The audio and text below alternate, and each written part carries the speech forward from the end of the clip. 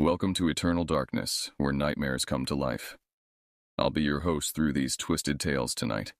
Before we descend into the shadows, remember to like and subscribe to join our growing community of horror enthusiasts.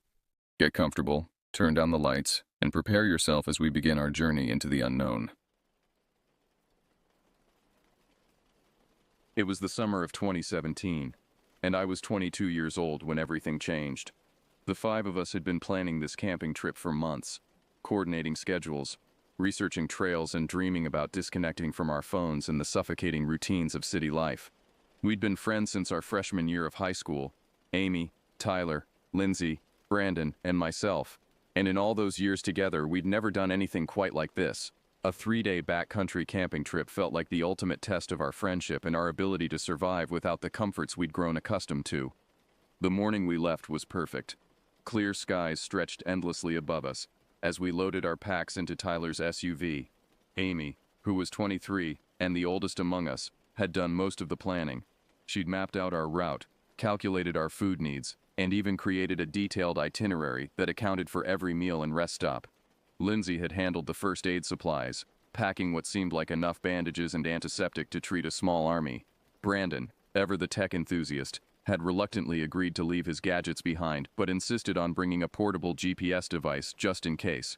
Tyler, who'd grown up hunting with his father, brought something that made the rest of us uneasy, a handgun, secured in a locked case at the bottom of his pack.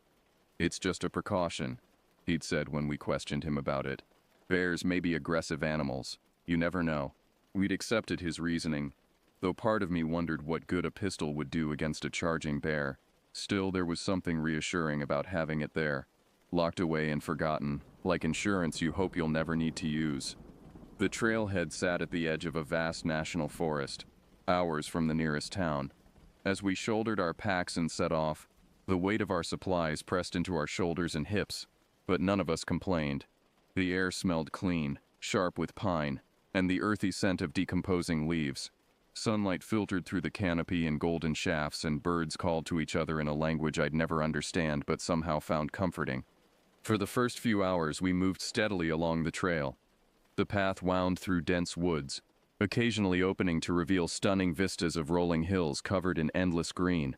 We crossed streams using fallen logs as bridges, our arms outstretched for balance while the others shouted encouragement.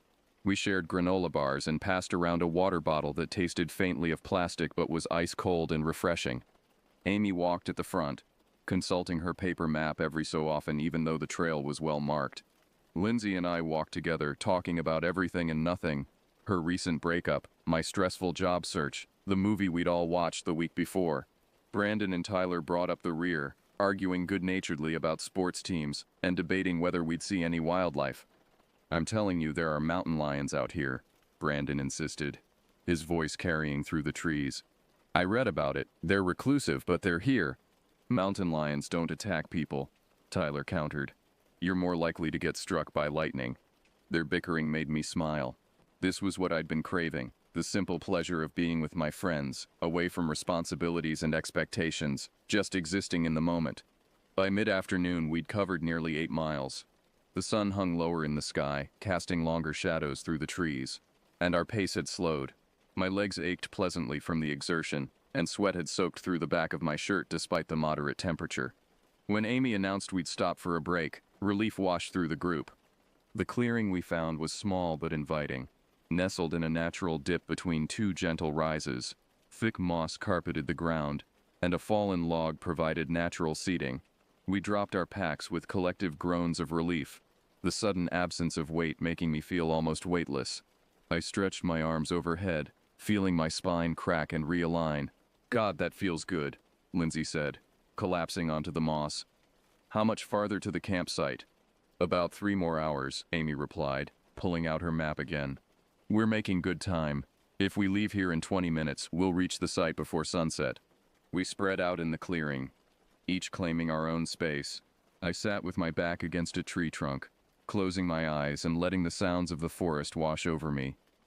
The wind whispered through the leaves. Somewhere in the distance, I could hear running water, probably the creek we'd crossed earlier. Tyler passed around a bag of trail mix, and we ate in comfortable silence, too tired and content to make conversation.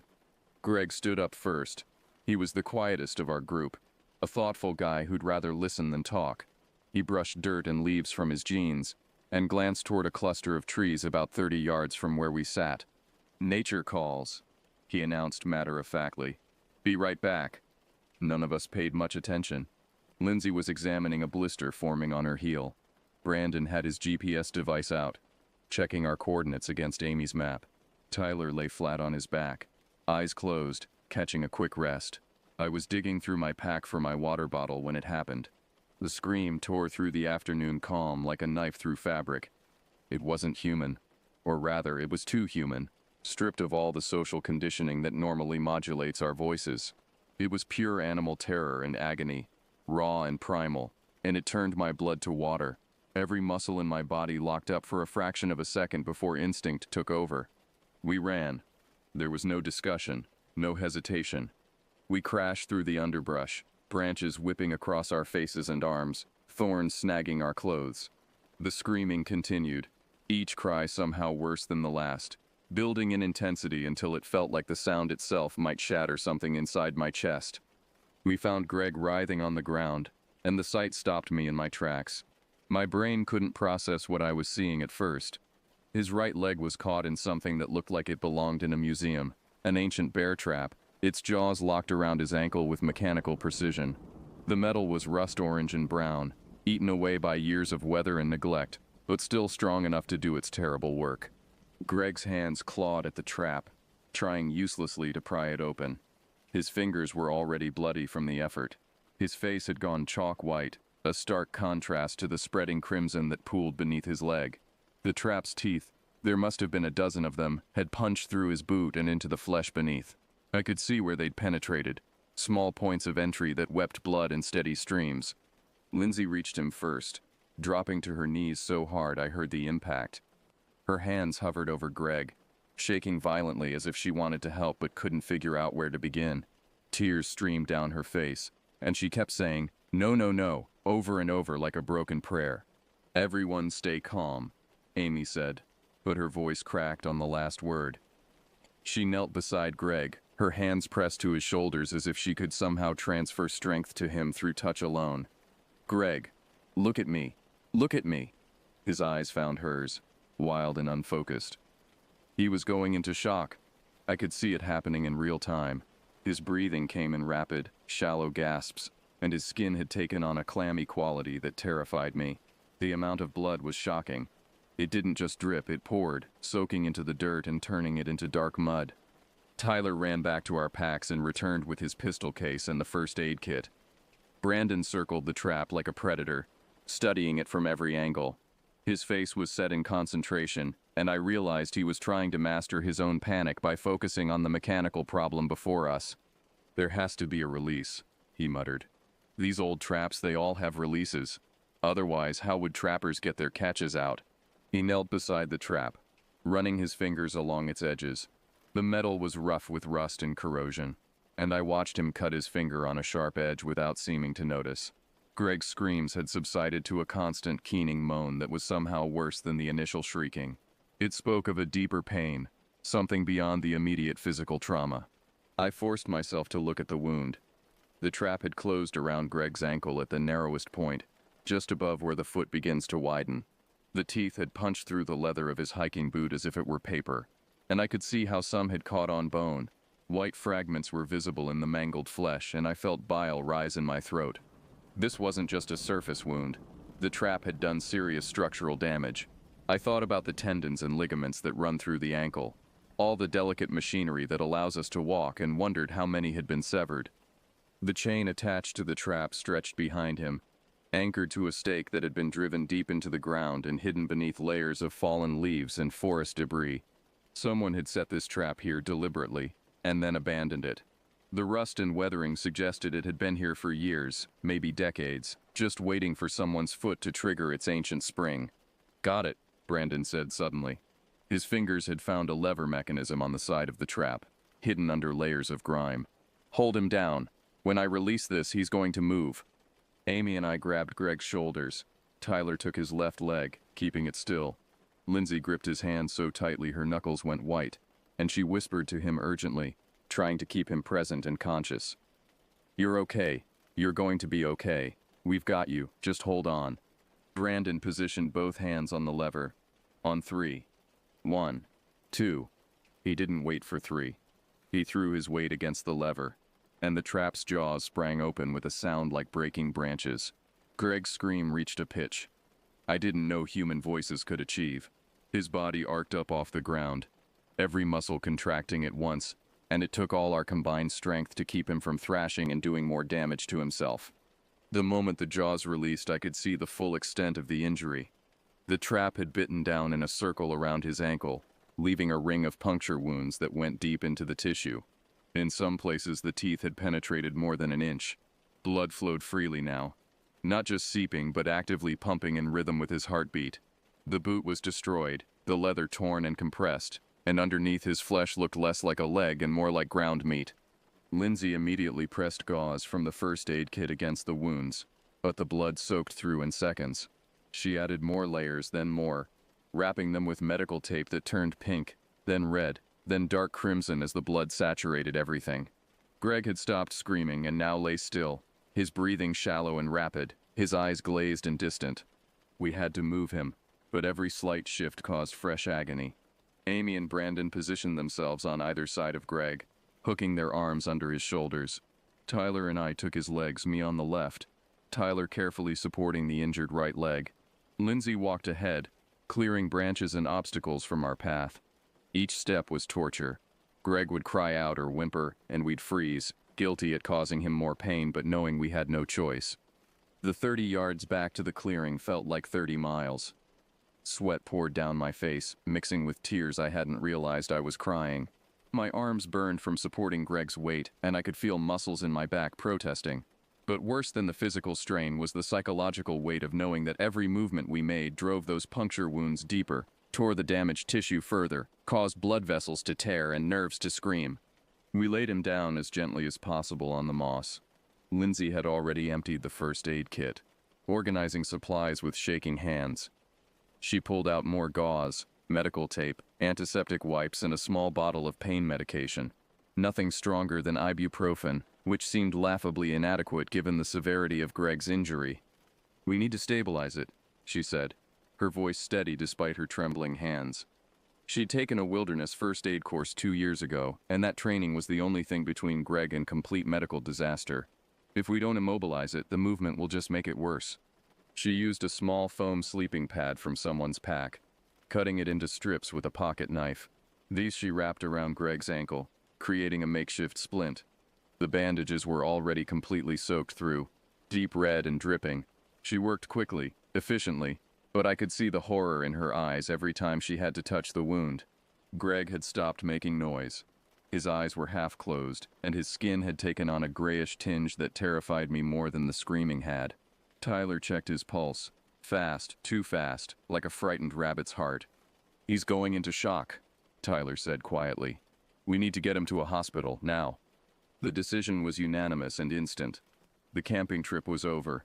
Everything we'd planned. The campfires, the stargazing, the days of hiking through pristine wilderness, all of it evaporated in the face of Greg's injury.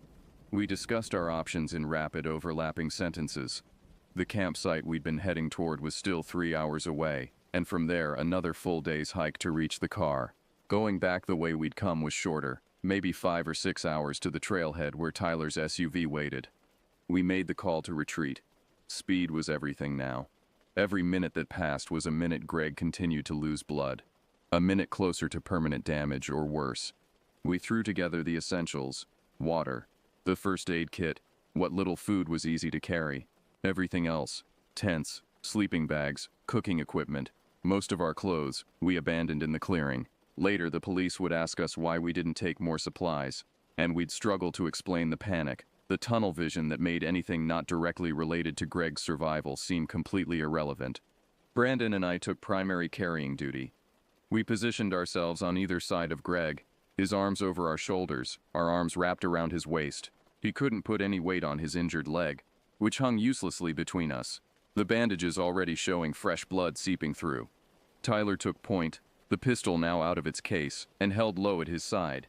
He kept glancing back at us, ensuring we were keeping up, Then scanning the trees ahead for threats, animal or otherwise. Lindsay and Amy flanked us, carrying the first aid kit and water, ready to spell Brandon or me when our strength gave out. The first hour was the hardest. Greg drifted in and out of consciousness, his weight shifting unpredictably. When he was awake, he tried to help, tried to hop or take some of his weight on his good leg, but the pain would overwhelm him, and he'd sag against us. When he passed out, he became dead weight, and Brandon and I staggered under the burden. My shoulders screamed. The muscles in my neck felt like they were tearing. My lungs burned with every breath. But I didn't stop. None of us did. We fell into a rhythm, 10 minutes of carrying, then a brief pause to rest, redistribute weight, check Greg's bandages, force water past his lips. Then we'd hoist him up again and continue. The trail blurred around us. I stopped noticing the beauty of the forest, stopped hearing the birds or feeling the breeze. Everything narrowed to the next step, the next 10 feet, the next rest break. Greg's blood dripped steadily onto the trail behind us, leaving a trail of dark spots that looked black in the late afternoon shadows. We were maybe 3 hours into our retreat when the forest exploded into violence. The first shot sounded like a branch breaking, a sharp crack that echoed through the trees. I didn't immediately recognize it as gunfire. My brain was too focused on the physical task of carrying Greg, on watching where I placed each foot, on calculating how much farther we had to go. It was the second shot that made everything clear. This one was closer, much closer. I heard the bullet's passage through the air, a sound like tearing fabric, and then the impact as it struck a tree trunk 10 feet to our left. Bark exploded in a shower of splinters, and Tyler was shouting, "Get down! Get down! Someone's shooting!" The world went into slow motion and fast forward simultaneously. Brandon and I dropped with Greg, trying to lower him gently but mostly just falling in a tangle of limbs. Lindsay screamed, a high, sharp sound that cut through my confusion. Amy threw herself flat, her arms over her head. Tyler crouched behind a thick tree trunk, his pistol up, trying to locate the shooter. Another shot. This one struck the ground near Lindsay, kicking up dirt and dead leaves. She scrambled backward, her face frozen in an expression of absolute incomprehension. We weren't supposed to be in danger. The trap had been the danger, the injury, the race against time, but this was something else entirely, something deliberate and human and infinitely more terrifying. "Where are they?" Brandon yelled. "Where's it coming from?" Tyler fired twice in the direction he thought the shots had originated from, the sound of his pistol sharp and flat compared to the deeper boom of what I now recognized as a rifle. The shots seemed to come from everywhere and nowhere, echoing off trees and hills until I couldn't pinpoint a direction. Greg lay on the ground between Brandon and me, his eyes wide and aware now, shock giving way to a different kind of terror. His hands clutched at his injured leg, and fresh blood poured from the bandages. The fall had torn something open again, and the white of bone gleamed through the red. "We have to move," Amy shouted. She was on her feet, crouched low, her hand reaching for Greg. "We can't stay here." Another shot and another. They came rapidly now, a different rhythm. Someone was firing repeatedly, methodically, not caring about accuracy so much as keeping us pinned down and terrified. I heard a bullet strike stone somewhere nearby, the ricochet whining off into the forest. Tyler emptied his pistol's magazine in the direction of the shots, then dropped back behind the tree to reload with shaking hands. "Run," he screamed at us. "Get him up and run. I'll cover you." Brandon and I hauled Greg to his feet, or rather his foot. He cried out but didn't resist. The pain of movement must have been excruciating, but the terror of staying still under fire was worse. We half carried, half dragged him forward, moving as fast as we could manage while trying to stay low and present a smaller target. The forest became a nightmare maze. Branches grabbed at us like clawed hands. Roots seemed to deliberately trip us up. Greg's weight felt like it had doubled, and my arms trembled with the effort of supporting him. Behind us, Tyler's pistol barked again and again, and each shot made me flinch, made my heart clench with the certainty that he'd been hit, that he was down, that we were leaving him behind. But then he was there, catching up to us. His face flushed and his eyes wild. "Keep moving, they're following." I risked a glance back and saw nothing, just trees and shadows and the empty trail behind us. But the shots continued, sometimes close, sometimes distant, creating the horrible impression that we were surrounded, that shooters waited behind every tree, that there was no escape. We ran until we couldn't run anymore. then walked until the pain forced us to rest, then staggered forward again. Greg's condition deteriorated with every passing minute. The bandages Lindsay had applied hours ago were now just wet rags, completely saturated. She tried to change them during one brief stop, but her hands were shaking so badly she could barely manage it. The new gauze soaked through almost immediately. Greg's face had gone beyond pale into a grayish-blue shade that looked like death itself. His eyes rolled back, showing whites, and his breathing came in shallow, rapid pants. I kept expecting him to stop breathing altogether, kept waiting for that moment when his weight would become truly dead weight, and we'd have to accept that we'd failed. The shooting had stopped, or at least we couldn't hear it anymore. Either the shooter had given up, or we'd put enough distance between us that the forest absorbed the sound. But the fear remained, electric and sharp. Every shadow held threat. Every bird call made us jump. Every breeze through the leaves sounded like footsteps approaching. Tyler kept the pistol ready, swinging it toward every sound, his finger off the trigger but ready to respond instantly. His face was set in grim determination, but I could see the exhaustion in his eyes. The same fatigue that was turning my legs to rubber and making every breath feel insufficient. Amy consulted her map obsessively, counting landmarks, checking our progress. 2 more hours, she kept saying. Maybe 2.5. We can make it. We're going to make it. But even she didn't sound convinced. 2 hours might as well have been 2 days given our condition. Brandon's shoulder, the one supporting Greg, had begun to dislocate. I could see how it sat at a wrong angle, how his face contorted with pain every time Greg shifted weight onto it. My own body was failing. Muscles in my back spasmed. My knees felt like they might give out at any moment. Lindsay walked ahead of us now, clearing the path, but also I realized crying. Silent tears streamed down her face, and her shoulders shook with suppressed sobs. The first aid kit dangled from her hand, useless now. We'd gone through all the bandages, all the gauze, everything except some antiseptic wipes and the ibuprofen. She caught me looking at her and tried to smile, but it came out as a grimace. The light was failing. Sunset couldn't be more than an hour away, and the thought of being in these woods after dark, with an injured friend and a shooter somewhere behind us, made my stomach clench with dread. We'd left our flashlights with the camping gear we'd abandoned. Tyler had one small penlight in his pocket, and Amy had her phone, but we'd been saving the battery, not knowing how long it might take to get help once we reached the car.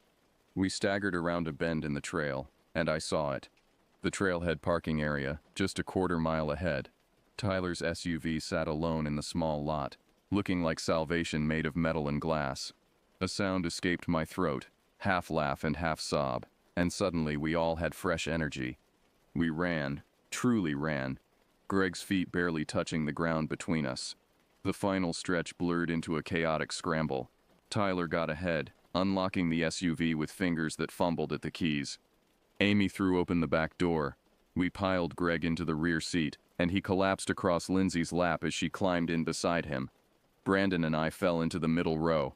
Tyler cranked the engine, and Amy leaped into the passenger seat. "Hospital," Tyler said, and the word sounded like a prayer. "Where's the nearest hospital?" Amy's phone came out and she cursed at the lack of signal. "Drive," she said. "Just drive. We'll get signal eventually. Head toward town."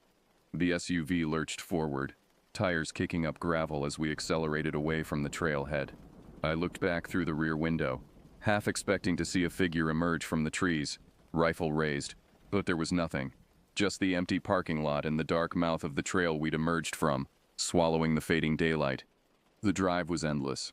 The forest road seemed to stretch forever, winding through darkness as the sun finally set. Amy's phone picked up signal after 20 agonizing minutes, and she called 911, her voice shaking as she described our situation. The dispatcher kept us on the line, giving directions to the nearest hospital, asking questions about Greg's condition that Lindsay tried to answer from the back seat. "Blood pressure?" the dispatcher asked. "I don't know. We don't have equipment. He's pale. He's cold. His pulse is fast. God, I don't know." Greg had stopped responding. His eyes were closed, and if not for the shallow rise and fall of his chest, I would have thought he was already gone. Lindsay held pressure on his leg, but blood still seeped through, staining the SUV's upholstery. The smell was overwhelming, copper and rust mixed with sweat and fear. Tyler drove like he was racing the devil himself. taking corners too fast, accelerating on straightaways until the engine screamed. Nobody told him to slow down. Every second counted now. We'd entered that territory beyond normal panic, where the only thing that mattered was reaching help before it was too late. The hospital appeared suddenly, a bright beacon in the darkness. Tyler didn't bother with proper parking. He drove straight to the emergency entrance. Laying on the horn, doors burst open, and medical staff poured out. A doctor shouting orders, nurses wheeling a gurney. They took Greg from us with practiced efficiency, transferring him to the gurney in seconds. Lindsay tried to follow, but a nurse gently but firmly held her back. "Let us work," the nurse said. "You've done your part, let us do ours." We watched them wheel Greg through the automatic doors, watched the organized chaos of the trauma team surround him, watched until the doors closed and cut off our view. Then we stood there in the harsh fluorescent light of the emergency entrance, covered in blood and dirt, shaking with exhaustion and the aftermath of adrenaline, and we broke down. Lindsay collapsed against Tyler, sobbing into his chest. Amy sank to the curb, her head in her hands. Brandon leaned against the SUV, staring at nothing. I found myself sitting on the ground, my back against the building's wall, unable to make my legs work anymore. We'd made it. We'd gotten him here alive. But the fear didn't leave. It just transformed into a new shape, a horrible waiting game where we had no control over the outcome. The police came while we were still in the waiting room. 2 officers with notepads and grave expressions. We told them everything, our stories tumbling over each other in a confused rush. The trap, the shooting, the desperate escape. They asked careful questions, took detailed notes, requested exact locations and descriptions. "Did you see anyone?" the older officer asked. "Any vehicles in the parking lot besides your own? Anyone on the trail?" We hadn't. The shooter had remained invisible, a ghost that had tried to kill us for reasons we couldn't begin to understand. The officers exchanged glances that told me they found our story troubling, that this wasn't just going to be filed away as some hunting accident or case of mistaken identity. Hours passed. The waiting room's fluorescent lights hummed overhead, harsh and unforgiving. Nurses came and went, but none with news about Greg. We called our parents, tried to explain what had happened, broke down crying mid-sentence as the reality of how close we'd come to death finally penetrated our shock. Finally, a surgeon appeared, still in scrubs, a mask hanging around her neck. Her face was neutral, professional, but I thought I saw exhaustion in her eyes. "He's stable," she said, and the relief that washed through the room was almost physical. "The leg is badly damaged. We've done what we can for now, but he'll need multiple surgeries. There's significant tendon and ligament damage, some bone fragmentation. It's going to be a long recovery, and I need to be honest with you, he may never regain full function in that ankle." But he was alive. That was the only thing that mattered. He was alive, and he would stay that way. The rest we could deal with later. The police investigation went nowhere. They searched the area where the shooting occurred and found shell casings from a high-powered rifle, but no fingerprints, no DNA, nothing that led to a suspect. The bear trap was recovered, a rusted antique that could have been set decades ago by trappers who were long dead. Park officials admitted that there were likely other abandoned traps, scattered throughout the forest, relics of a time before such practices were banned and regulated. As for the shooter, they had theories but no answers. A hunter who'd mistaken us for game, a property owner defending land they thought was theirs, someone mentally unstable living rough in the woods. None of the explanations felt adequate. None of them addressed the deliberate, sustained nature of the attack. The way the shots had kept coming, even after we'd clearly been identified as human. The case eventually went cold. Greg's parents hired a lawyer, pushed for continued investigation. But there's only so much you can do when there are no leads, no witnesses, nothing but 5 traumatized kids and a blood trail that told a story with no ending. Greg spent weeks in the hospital, enduring 3 surgeries to reconstruct his ankle. The doctors did remarkable work, but the surgeon's warning proved accurate. He walked with a permanent limp, and chronic pain became his constant companion. Physical therapy helped, but there were some things that even modern medicine couldn't fully repair. The psychological scars ran even deeper than the physical ones. We tried to stay close, to support each other through the aftermath. But the trip had changed us in fundamental ways. Amy stopped planning adventures, and became almost reclusive, uncomfortable anywhere that wasn't completely urban. Tyler got rid of the pistol, couldn't stand to have it in his house. Brandon developed panic attacks whenever he heard loud noises. Lindsay went to therapy, worked through the trauma, but admitted she still had nightmares where she was back in those woods, running forever, never reaching safety. As for me, I stopped hiking, stopped camping. Couldn't even walk through a city park without my heart rate spiking. The woods had transformed from a place of beauty and peace into something sinister, somewhere that hid traps and shooters and death. Every forest now felt like it was holding its breath, waiting for the next victim to stumble into its embrace. We tried to talk about it once, months later, gathered at Brandon's apartment with beer and false bravado, but the words wouldn't come. How do you process an experience like that? How do you make sense of random violence and near death, and the reality that someone had tried to kill you and gotten away with it? We couldn't, so we stopped trying. We made small talk, avoided the subject, and eventually stopped gathering altogether. The friendship that had survived high school and early adulthood couldn't survive the woods. Greg and I still talk sometimes. He's learned to live with his injury, has adapted his life around the limitations. But when I look at him, I see the trap, see the blood, hear the screams. And I know he sees the same thing when he looks at me. A reminder of the day everything changed, the day we learned that bad things don't just happen in movies or news reports. They happen in clearings surrounded by beauty, on trails marked safe, to people who'd done everything right and still ended up bleeding. The woods are still there, of course. The same trails, the same trees, the same deceptive beauty. And somewhere in those woods, our abandoned camping gear slowly rots into the forest floor. A monument to innocence lost, and the terrible knowledge that some trips don't end the way you plan. They say time heals all wounds, but that's not quite true. Time just teaches you to live with the scars, to function despite the pain, to keep moving forward even when part of you is still back there in those trees, running and never quite escaping. God knows we tried to escape, but the woods wouldn't let us go. Not completely. They held on to pieces of us, pieces we'll never get back, and in return we carry pieces of them. The fear, the trauma, the certainty that safety is an illusion, and that horror can find you anywhere, even in paradise. That's what I remember when I think back to the summer of 2017.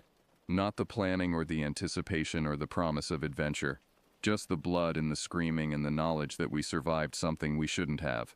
And that survival came with a price we're still paying.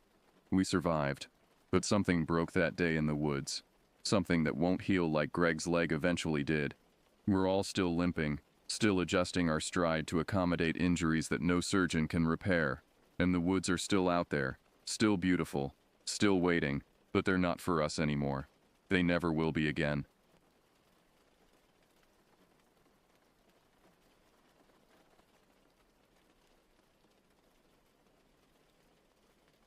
I'm writing this down because someone needs to know what can happen on the Abrams Falls Trail in Great Smoky Mountains National Park, Tennessee.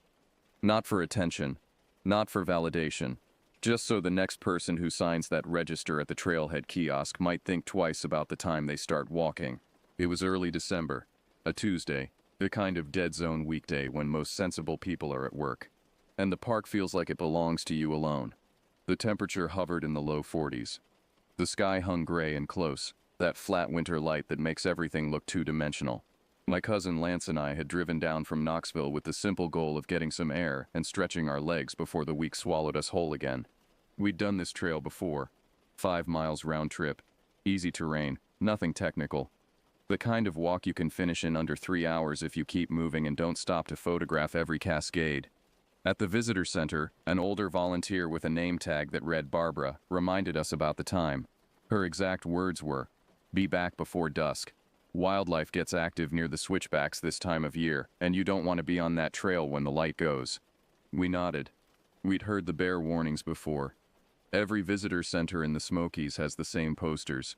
The same reminders about keeping distance, making noise, not running. We thought we knew what we were preparing for. Black bears getting bold before denning. Maybe an aggressive buck during rut season. The usual concerns. We signed the trail register. My signature. Then Lance's. Both of us noting the time, 2:10 p.m. The plan was simple. Walk for an hour. Maybe an hour and 15 minutes. Turn around if it felt late. Get back to the parking area before the afternoon loop road traffic started picking up again. Simple. Reasonable. The kind of plan that should have worked. The first 40 minutes were perfect.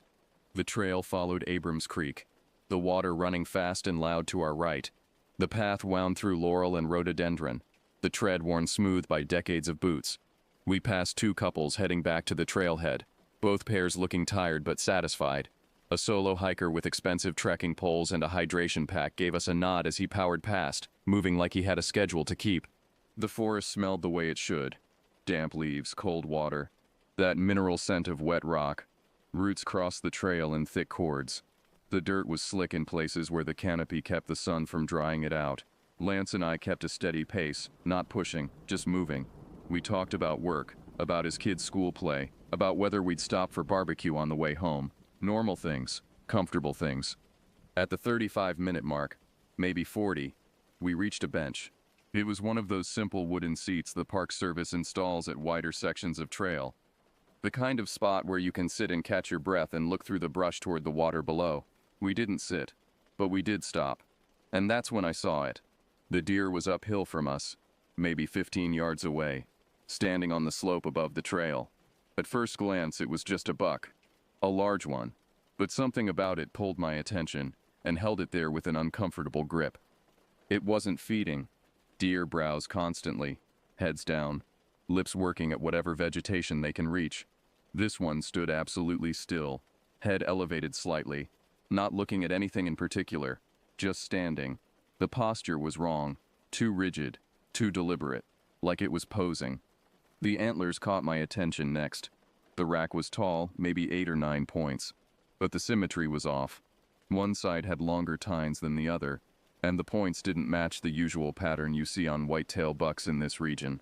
Strips of what looked like gray velvet hung from one of the main beams, dragging down in ragged pieces. But it was December. Bucks shed their velvet in early fall, usually by September. By December, the antlers should be hard and clean, polished from rubbing against trees during the rut. This velvet was wrong, old, decomposing. The strips moved slightly in the breeze, and I could see where the tissue had torn away from the bone in uneven tiers. "Hey there, big guy," I said, keeping my voice low and steady. "Easy. We're just passing through." The buck didn't react. No ear flick, no head shake, no nervous stomp of the front hooves. It just stood there, and its eyes, God, its eyes didn't look away from us, didn't shift to scan for other threats, didn't blink that I could see. They just held us in place. I've spent enough time in these mountains to know animal behavior. Deer are nervous creatures. They're prey animals, wired for flight, constantly alert. Even the big bucks during rut, when they're pumped full of hormones and aggression, still maintain that baseline wariness. They watch you, assess you, and then they make a decision. Ignore, flee, or posture. This one didn't do any of those things. It just stood there on the slope, and the longer I looked at it, the more details started to bother me. The stance was too square, weight distributed evenly on all 4 legs in a way that looked almost planted. The neck was too thick where it met the shoulders, the proportions slightly off, and the way it held its head, that slight elevation, made it look like it was looking down at us rather than simply observing us. "We need to back up," I said to Lance, keeping my voice quiet but firm. "Slowly. Keep something between you and it." Lance had been staring at the buck too. He nodded once, and we began to ease backward down the trail, moving carefully, not turning our backs on the animal. We angled toward the downhill side of the path, putting tree trunks between us and the slope whenever possible. The buck still didn't move, not a muscle, not a twitch, and then it did something that made my stomach drop. It rose. Not a bound, not a rear with front hooves striking out. Not the explosive burst of motion you expect from a startled deer. It rose the way a person stands up from a chair. Smooth, controlled, deliberate. The hind legs straightened first, extending at the joints with a mechanical precision that looked completely alien on a deer's body. The rear quarters lifted, and the spine, instead of dipping or curving the way it should when an animal balances on 2 legs, remained almost perfectly level. The chest came up, rising higher and higher above the slope, and the head stayed fixed in position as if the whole thing was used to moving this way. The front legs hung down, longer than they should have been, the joints visible and wrong. Where there should have been the single-axis bend of a deer's front leg, there were articulation points that looked too much like elbows. The ends of those legs weren't hooves. They were pale, almost gray, and segmented in a way that made my brain scramble for a comparison. They looked like they could flex, like they could grip. The entire motion took maybe 3 seconds. 3 seconds of watching something that should be impossible happen right in front of me on a normal hiking trail in broad daylight. Lance made a sound in his throat. Not a word, just a sound. "Back," I said, hearing my voice come out steadier than I felt. "Keep backing. Don't run." We moved faster now, still facing the thing on the slope, still not turning away. The trail curved slightly, and for a moment I thought we might lose sight of it around the bend. My heart hammered against my ribs. Sweat broke out on my back despite the cold. As we rounded the curve, I glanced down at the trail surface. There were marks in the leaf litter near our boots. 2 thin parallel lines dragged across the leaves, running perpendicular to the path. They were close together, maybe 6 inches apart and shallow. The kind of marks you might see if someone had dragged a pair of sticks across the ground at shin height. But there was nothing on the trail that could have made them. No fallen branches, no equipment, just those 2 lines, fresh and clean, cutting through the debris. I didn't stop to examine them. We kept moving. The trail straightened out after the bend, and I risked a glance back over my shoulder. The thing was still there on the slope, still upright, and as I watched, it took a step, then another. It was walking, on 2 legs, down toward the trail. "It's coming," Lance said, and I heard the tight control in his voice. He was scared, so was I. But panic on this trail meant broken bones, or worse, the drop-off to the creek was steep and littered with rocks. "Steady," I said. "We know this trail. We keep moving. We don't slip." The thing reached the trail surface and stepped onto the packed dirt. It took 3 full paces upright, balanced, purposeful, directly across the flat section of the bench cut. The front limbs swung slightly with each step, and I could see the joints bend and extend with each movement. The ends, those pale, segmented ends, touched the ground briefly with each stride, and I heard a soft brushing sound, almost like fingers dragging across fabric. The antlers scraped against a low branch. The sound made my teeth ache, dry and rasping, like bone on wood, accompanied by the whisper of dead vines sliding along the tines. It was a small sound, barely audible over the creek noise, but it cut through everything else. The thing's head tilted slightly, and its gaze, I can't call it anything else, locked onto us with an intensity that felt deliberate. It knew we were retreating. It understood what that meant, and it was deciding what to do about it. We traded positions on the trail, so Lance was on the outer edge at the next tight corner. He had better balance than me, and the downhill side of the path was slick with wet leaves. One wrong step there meant a tumbling fall toward the creek bed 30 feet below, and at our age that kind of fall meant compound fractures or worse. "Root there," Lance said, pointing at a thick cord of oak root crossing the tread. "Step over, don't try to step on it." "Got it," I said. My breath was coming faster now, but I kept it controlled. Panic burns oxygen. Panic makes you stupid. We moved down the trail in a rhythm. Step, check behind. Step, check behind. Every time we completed a switchback and looked back up the slope, the thing appeared again at the high edge of the bench cut, same distance from us.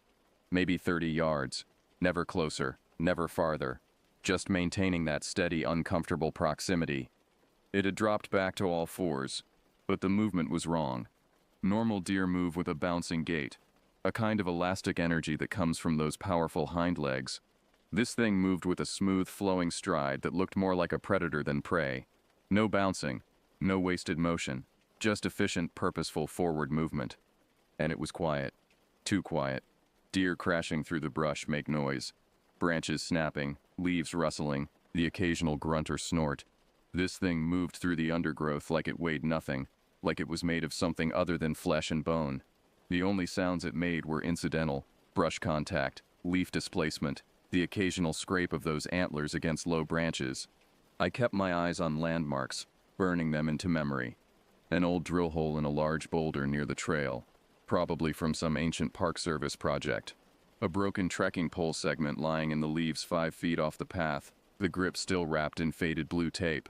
A dense cluster of mountain laurel that forced the trail to bend closer to the drop-off. I knew I'd need to describe all of this later.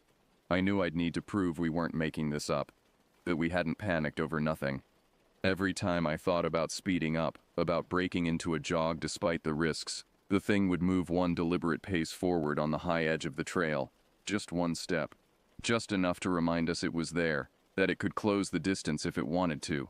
And each time it did that, I'd picture my boots slipping out from under me, picture the long tumbling fall, picture lying at the bottom of the slope with a broken leg while that thing picked its way down to me at its own pace.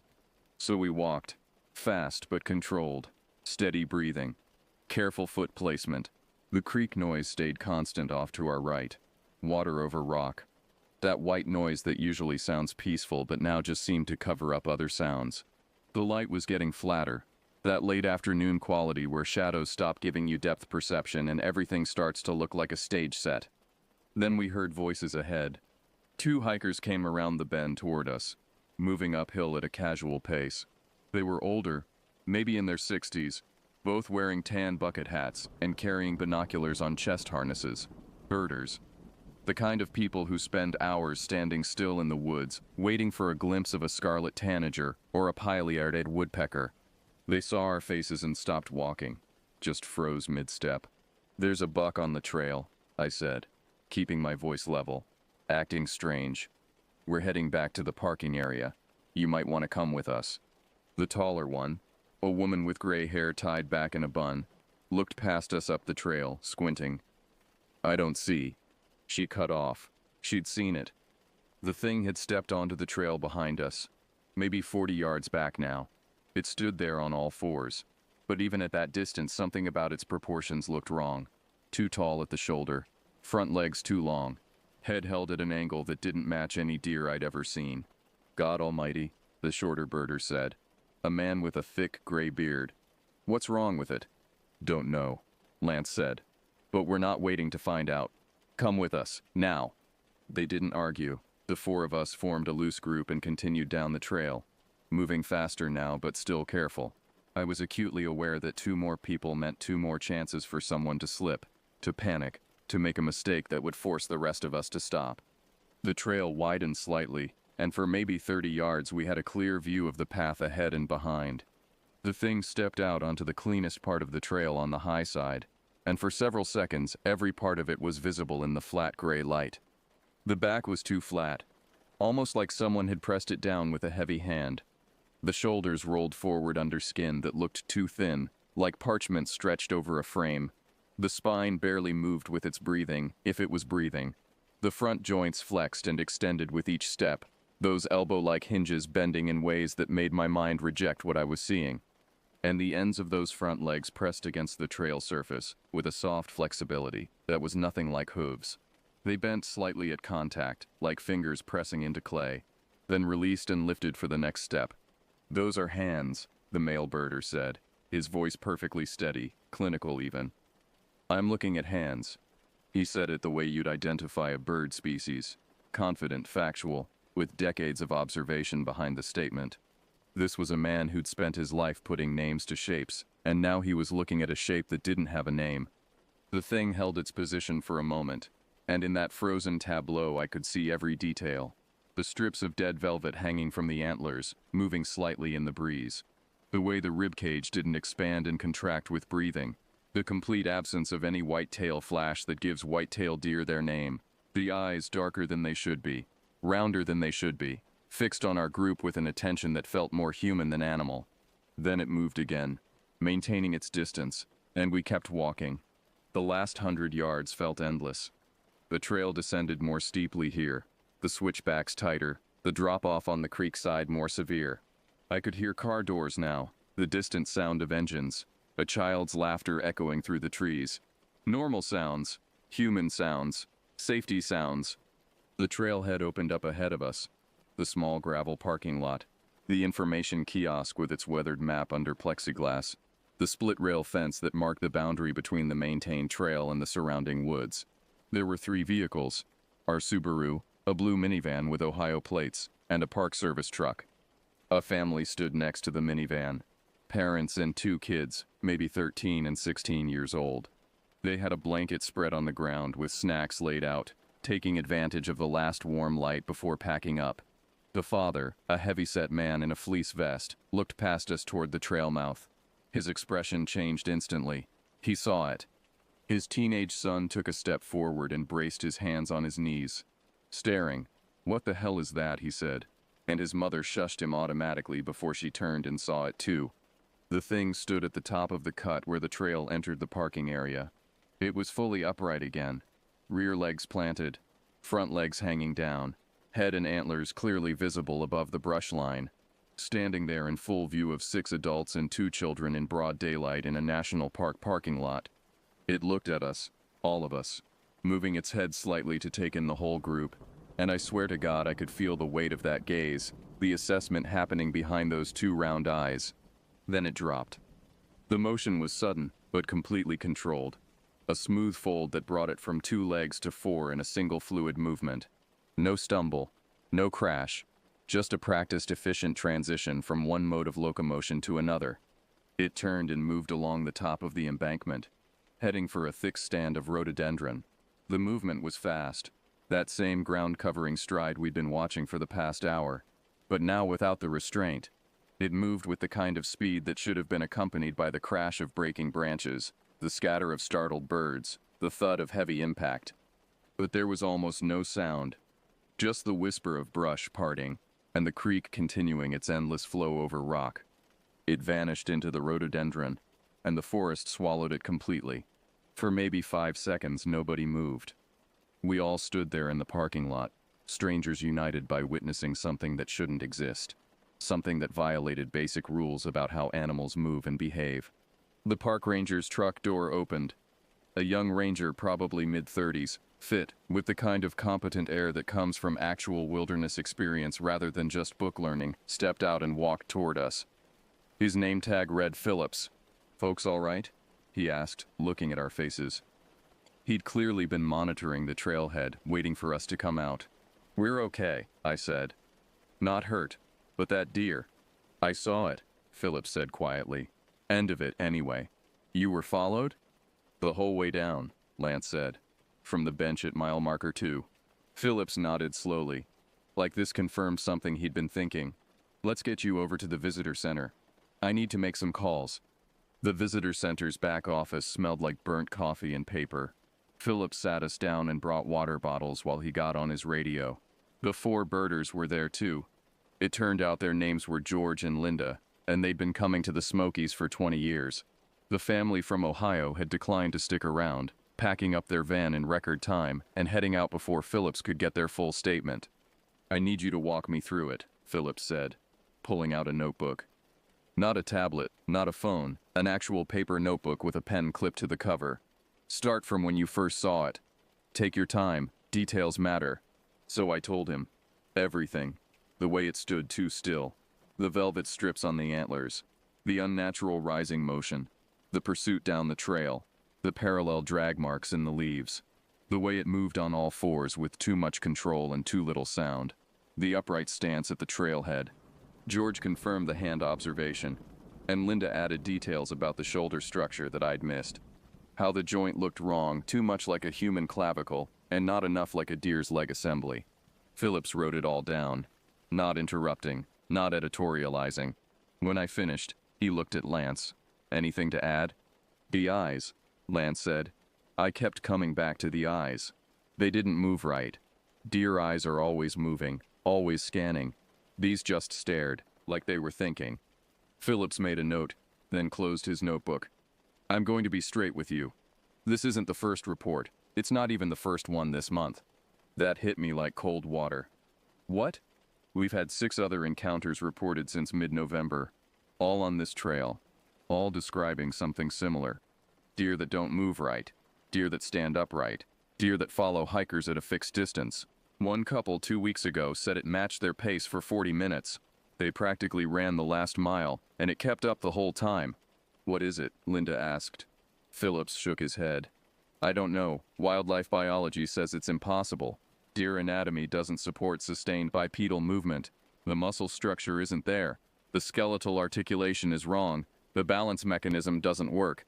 But I've seen the tracks now from 3 different encounters. I've seen the trail camera footage from the automated station near the bridge, and now I've seen it myself from a distance. And I pressed. And it's not attacking anyone. It's not threatening. It follows, it observes, and then it leaves. Every single time. No injuries, no property damage, nothing. So what are you doing about it? George asked. His birder's precision applying itself to a very different kind of observation problem now. We've closed the trail twice for sweeps. Found nothing.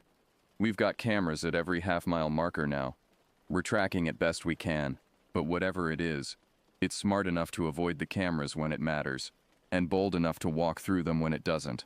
He stood up and opened a file drawer, pulling out a folder. Inside were printed photos, trail camera shots. Most showed normal wildlife: deer, raccoons, turkeys, one black bear, but 3 showed something else. The first showed a deer-shaped figure at the edge of the frame, caught mid-step. The proportions looked off even in the grainy night vision image. The second showed the same figure, closer, head turned toward the camera. The eyes reflected the camera flash in a way that looked more like a primate than a deer, too much white showing around the pupil. The third photo made my breath catch. It showed the thing upright, fully bipedal, standing in the middle of the trail at 2:47 a.m., according to the timestamp. The front legs were clearly visible, hanging down, the segmented ends just discernible in the image quality, and it was looking directly at the camera. That's from 3 nights ago, Philip said. Trail marker 7, about half a mile from where you first saw it. Have you sent this to wildlife experts? Linda asked. Yes. National Park Service Zoology Division, University of Tennessee Wildlife Program, 2 independent cryptozoologists we consulted with quietly. Everyone says the same thing. Anatomically impossible, probably a hoax or a misidentification. But I've got 7 groups of witnesses now, including 2 wildlife photographers and a retired park ranger. These aren't tourists who've never seen a deer before. He put the photos away and looked at us seriously. Here's what I can tell you. The trail stays open. I don't have cause to close it based on what we've seen, but we're putting up additional warning signs about wildlife activity. We're recommending groups of 3 or more earlier start times and mandatory headlamps, and we're asking anyone who encounters this thing to report to me immediately, with as much detail as possible. You think there's only one? Lance asked. Phillips hesitated. I hope so. It's been 4 months since that afternoon on the Abrams Falls Trail. Lance and I haven't gone back. Maybe we will eventually, but not yet. Not until I can think about that trail without feeling the weight of those eyes on the back of my neck. We do still hike. We go to other trails in the park. Laurel Falls, Rainbow Falls, even Alum Cave when we're feeling ambitious. But we follow new rules now. Rules we made up ourselves based on what we learned. Never start a trail with less than 3 hours until sunset. The thing we saw became active in late afternoon. Maybe that's when it hunts, or maybe that's when it feels safe enough to move. Either way, we don't give it the advantage of fading light. Never hike alone. This should be standard practice anyway, but now it's non-negotiable. Whatever that thing is, it's smart enough to evaluate groups. It maintained distance from 4 people more carefully than it did from 2. Numbers matter. Trust your gut about animal behavior. If something about a deer's posture feels wrong, if the eyes don't move right, if the stance looks too deliberate, back away immediately. Don't wait to be proven right. Don't worry about looking foolish. Just leave. Count your pace against posted hours religiously. Park Service closing times aren't suggestions. They're based on decades of experience about when trails become dangerous. We used to treat them as rough guidelines. Now we treat them as hard limits. Know your exit points before you need them. On every trail now, I note landmarks, distances, and alternative routes. I look for where the trail intersects roads, where parking areas are located, where ranger stations sit. If we need to move fast, I want to know exactly where we're going. Don't trust sounds that don't match their sources. This is harder to explain, but since that day I've become hyper-aware of how sounds should fit together in the woods.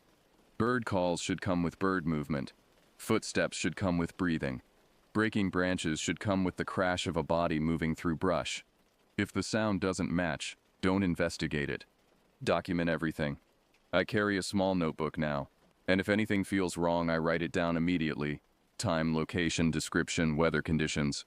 I take photos of trail markers, of unusual tracks, of anything that might matter later. Memory is unreliable, especially when you're scared. Writing is permanent. The Park Service has quietly updated their trail conditions website. Abrams Falls Trail now has a yellow warning flag for unusual wildlife activity. The description is vague. Something about animals displaying non-typical behavior patterns and recommendations for group hiking during daylight hours only. Most people probably don't even notice it, but it's there. George and Linda still go to the park, but they've shifted to the northern trails now. Porter's Creek, Ramsey Cascades, the quieter sections where fewer people go. They sent us a Christmas card with a note saying they'd seen something interesting but not alarming on the Porter's Creek Trail in January, but they didn't elaborate. I'm not sure I want to know. Phillips emails occasionally with updates. He's up to 14 reported encounters now, all on the same trail, all describing similar behavior. The thing or things hasn't hurt anyone, hasn't charged, hasn't made contact, hasn't done anything overtly aggressive. It just follows and watches. But that's what bothers me most. The watching. The way it maintained that exact distance. The way it timed its movements to match ours. The way it stood at the trailhead and looked at all of us like it was taking notes. That's not animal behavior. That's not instinct. That's something else. I've read theories online. Everything from misidentified bears with mange to genetic mutations to elaborate hoaxes involving costumes. None of them fit what I saw. Bears don't move like that. Genetic mutations don't work that fast or that completely. And no costume I've ever seen could replicate the way those joints moved. The way the thing transitioned from 2 legs to 4 with that fluid control. Last week I drove past the Abrams Falls trailhead on the Loop Road. It was mid-afternoon, clear and cold, and there were 6 cars in the parking area. Normal hikers starting a normal afternoon walk on a popular trail in a national park. I slowed down, watching the trailhead, half expecting to see something watching them back. I didn't see anything. Just trees and shadows and the gray winter light filtering through bare branches. But I couldn't shake the feeling that something saw me. If you're planning to hike that trail, go ahead. It's a beautiful walk, and statistically you'll be fine. Most people are, but follow the recommendations. Start early, go in groups, stay alert, and if you see a deer that doesn't act like a deer, don't wait to figure out what it actually is. Just leave. Walk back the way you came. Keep something between you and it, and don't stop until you're back in your car with the doors locked.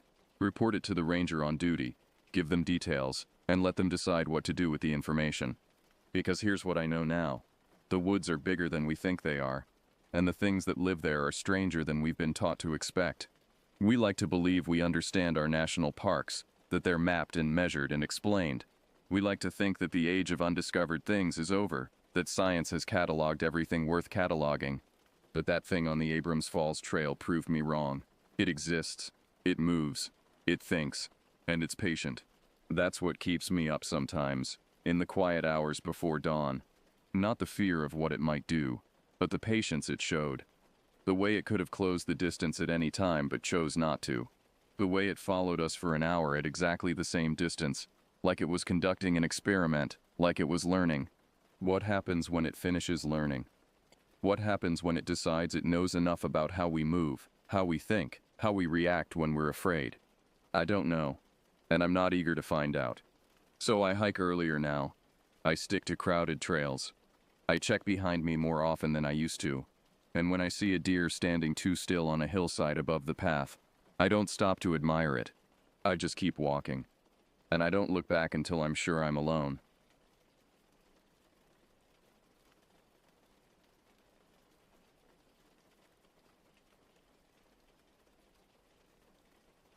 I've been a park ranger for 12 years, and I've seen things that would make most people pack up and move to the city. But what happened at Keah Lake Preserve last month has me questioning whether I should find a new line of work. I'm writing this down because I need to get it out of my head, and maybe someone else has experienced something similar. Maybe I'm not losing my mind. Keah Lake Preserve sits in the remote wilderness of northern Idaho, about 40 miles from the nearest paved road. The name comes from an old Nez Perce word meaning little wolf, though local tribes have always avoided the area. When the state acquired the land in 1987, they found evidence of old settlements that had been abandoned for centuries. No one talks about why. I was assigned to the remote station for a 2-month rotation. The cabin sits on a bluff overlooking the lake. surrounded by dense pine forest that stretches for miles in every direction. On clear nights, you can see stars like nowhere else on Earth. During the day, it's peaceful in a way that makes you forget civilization exists. But at night, especially when the moon is dark, the forest becomes something different entirely. My first week passed without incident. I performed routine patrols, maintained the trails, and checked the wildlife cameras scattered throughout the preserve. The solitude didn't bother me. I've always preferred the company of trees to people. The only sounds were wind through branches, the occasional owl, and the distant splash of something jumping in the lake. That changed on my 8th night. I was updating my logs when I heard the first scream. It came from somewhere deep in the forest, maybe 2 miles northeast of the cabin. The sound was unlike anything I'd encountered in my career. Part human, part animal, with a quality that made my skin crawl. I grabbed my flashlight and radio, but the scream didn't repeat. When I tried to radio headquarters, I got only static.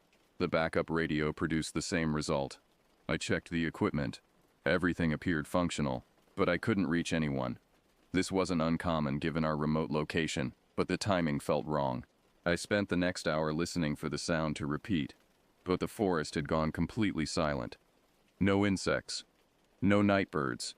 Even the wind had stopped. I've never experienced such absolute quiet in the wilderness. It felt like the entire ecosystem was holding its breath. Around midnight, I decided to investigate. I've dealt with injured hikers, aggressive wildlife, and drunk campers who get lost. Whatever made that sound might need help, and it was my job to check it out. I loaded my rifle, grabbed extra batteries for my flashlight, and headed into the forest. The beam of my light cut through the darkness, revealing familiar trails I'd walked dozens of times in daylight. But everything looked different at night. Shadows moved wrong. Trees seemed to lean inward, creating tunnels where I remembered open paths. More than once I caught movement in my peripheral vision, but when I turned the light toward it, nothing was there. I followed the northeast trail for about a mile before finding the first sign that something was wrong. In a small clearing where I'd never seen anything unusual, I discovered what remained of a deer. But this wasn't a normal predator kill. The animal had been completely dismembered, its pieces arranged in a perfect circle around a burned patch of earth. The head sat in the center, eyes removed, jaw hanging open at an impossible angle. No blood, no tracks, no scent of decay, though the kill looked several days old. I've seen bear kills, cougar kills, even wolf pack feeds. This was something else entirely. The cuts were too clean, too precise, and the arrangement was deliberate, ritualistic. I photographed everything with my camera, then backed away from the clearing. That's when I heard the laughing. It started low, almost like wind through leaves, but gradually became recognizable as human laughter, except no human laughs like that. The sound came from multiple directions at once, as if several people were positioned around me in the forest, just beyond my light's reach. But I knew I was alone out there. The nearest person was 40 miles away. I called out, identifying myself as a park ranger, asking if anyone needed assistance. The laughter stopped immediately. The silence that followed was worse than the sound had been. I could feel eyes watching me from the darkness, studying me. My rational mind told me it was just my imagination, but every instinct I developed in 12 years of wilderness work screamed that I was in immediate danger. I retreated to the cabin, checking over my shoulder every few steps. Nothing followed me that I could see, but the feeling of being watched never faded. Once inside, I locked the door and closed all the blinds. I've never locked the cabin door before. There's never been a reason to, but that night it felt necessary. I didn't sleep. I sat at the kitchen table with my rifle across my lap, watching the windows and listening to the sounds outside. Around 3 in the morning, something began walking around the cabin. Heavy footsteps on 2 legs, but with an odd rhythm, like the walker was favoring one side. The steps circled the building 3 times before stopping at the front door. A gentle knock echoed through the cabin. 3 soft taps, perfectly spaced. I didn't answer. Couldn't answer. Every fiber of my being told me that whatever stood on the other side of that door was not human, despite the polite knock. The footsteps resumed, circling the cabin 2 more times before fading into the forest. When dawn finally broke, I found tracks in the mud around the cabin. They looked almost human, but wrong in subtle ways. The toes were too long, the stride too wide, and there was something else. A smell lingered in the air where the tracks were deepest, sulfur and rotting meat. I radioed headquarters as soon as the sun was fully up. The equipment worked perfectly, as if there had never been a problem. I filed a routine report mentioning strange animal behavior but nothing else. How could I explain what I'd seen, what I'd heard? Even to myself, it sounded like the ramblings of someone who'd been alone in the woods too long. But I knew what I'd experienced was real, and I knew it was just the beginning. Over the next week, the incidents escalated. Each morning I found new evidence that something was wrong in the Kia Lake Preserve. Dead animals arranged in impossible patterns, trees stripped of bark in spirals that climbed 40 feet high, rock cairns that appeared overnight in places I'd surveyed the day before. The wildlife cameras captured nothing useful. Every time something significant occurred, the cameras would malfunction or show only static. I retrieved memory cards filled with hours of footage, but the crucial moments were always corrupted. It was as if whatever stalked the preserve knew about the cameras and deliberately avoided them. On my 15th night, I encountered my first missing person case. A family of 4 had been reported overdue from a day hike. The Hendersons, Mike, Janet, and their twin boys, age 7. They were experienced hikers, well-equipped and familiar with the area. They should have returned to their car by 6 p.m. When they didn't show up by midnight, park headquarters contacted me. I began searching at dawn, following their intended route through the pine forests toward Mirror Lake, a small alpine pond about 3 miles from the trailhead. The trail was well marked and heavily used, not a place where experienced hikers would get lost. I found their first clue a mile into the search. A child's shoe, size 2, sitting in the middle of the trail as if it had been carefully placed there. No signs of struggle, no other items nearby. Just one small sneaker pointing back toward the parking area. A half-mile further, I discovered Janet Henderson's backpack.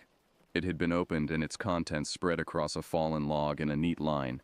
Water bottles, energy bars, first aid kit, trail map, sunscreen, everything accounted for except the family's emergency whistle. The pack itself showed no damage, no teeth marks or claw slashes. Someone or something had simply emptied it methodically. I called for backup, but the radio crackled with interference. My GPS unit showed my location as a blank area that didn't exist on any map. According to the device, I was standing in the middle of empty space. I took photographs and continued the search, following faint boot prints that led off the main trail into dense forest. The tracks were wrong. 4 sets of prints had entered the forest, but only 3 continued beyond the first 100 yards. One set, the smallest, belonging to one of the children, simply vanished. Not like someone had been carried away. The prints stopped mid-step, as if the child had disappeared into thin air. I've worked search and rescue for over a decade. People don't just vanish without leaving traces. There's always evidence. Broken branches, scuffed ground, torn clothing caught on thorns. But here, nothing. One moment a 7-year-old boy was walking through the forest. The next he was gone. The remaining 3 sets of tracks led deeper into the wilderness, toward an area I'd never fully explored. The footprints became increasingly erratic, weaving between trees, doubling back, forming circles around massive pine trunks. It looked like they were lost, panicking, searching for something or someone. 2 miles from the main trail, I found the second child's shoe and something else, drag marks in the soft earth. But these weren't the kind of marks left by someone pulling a body.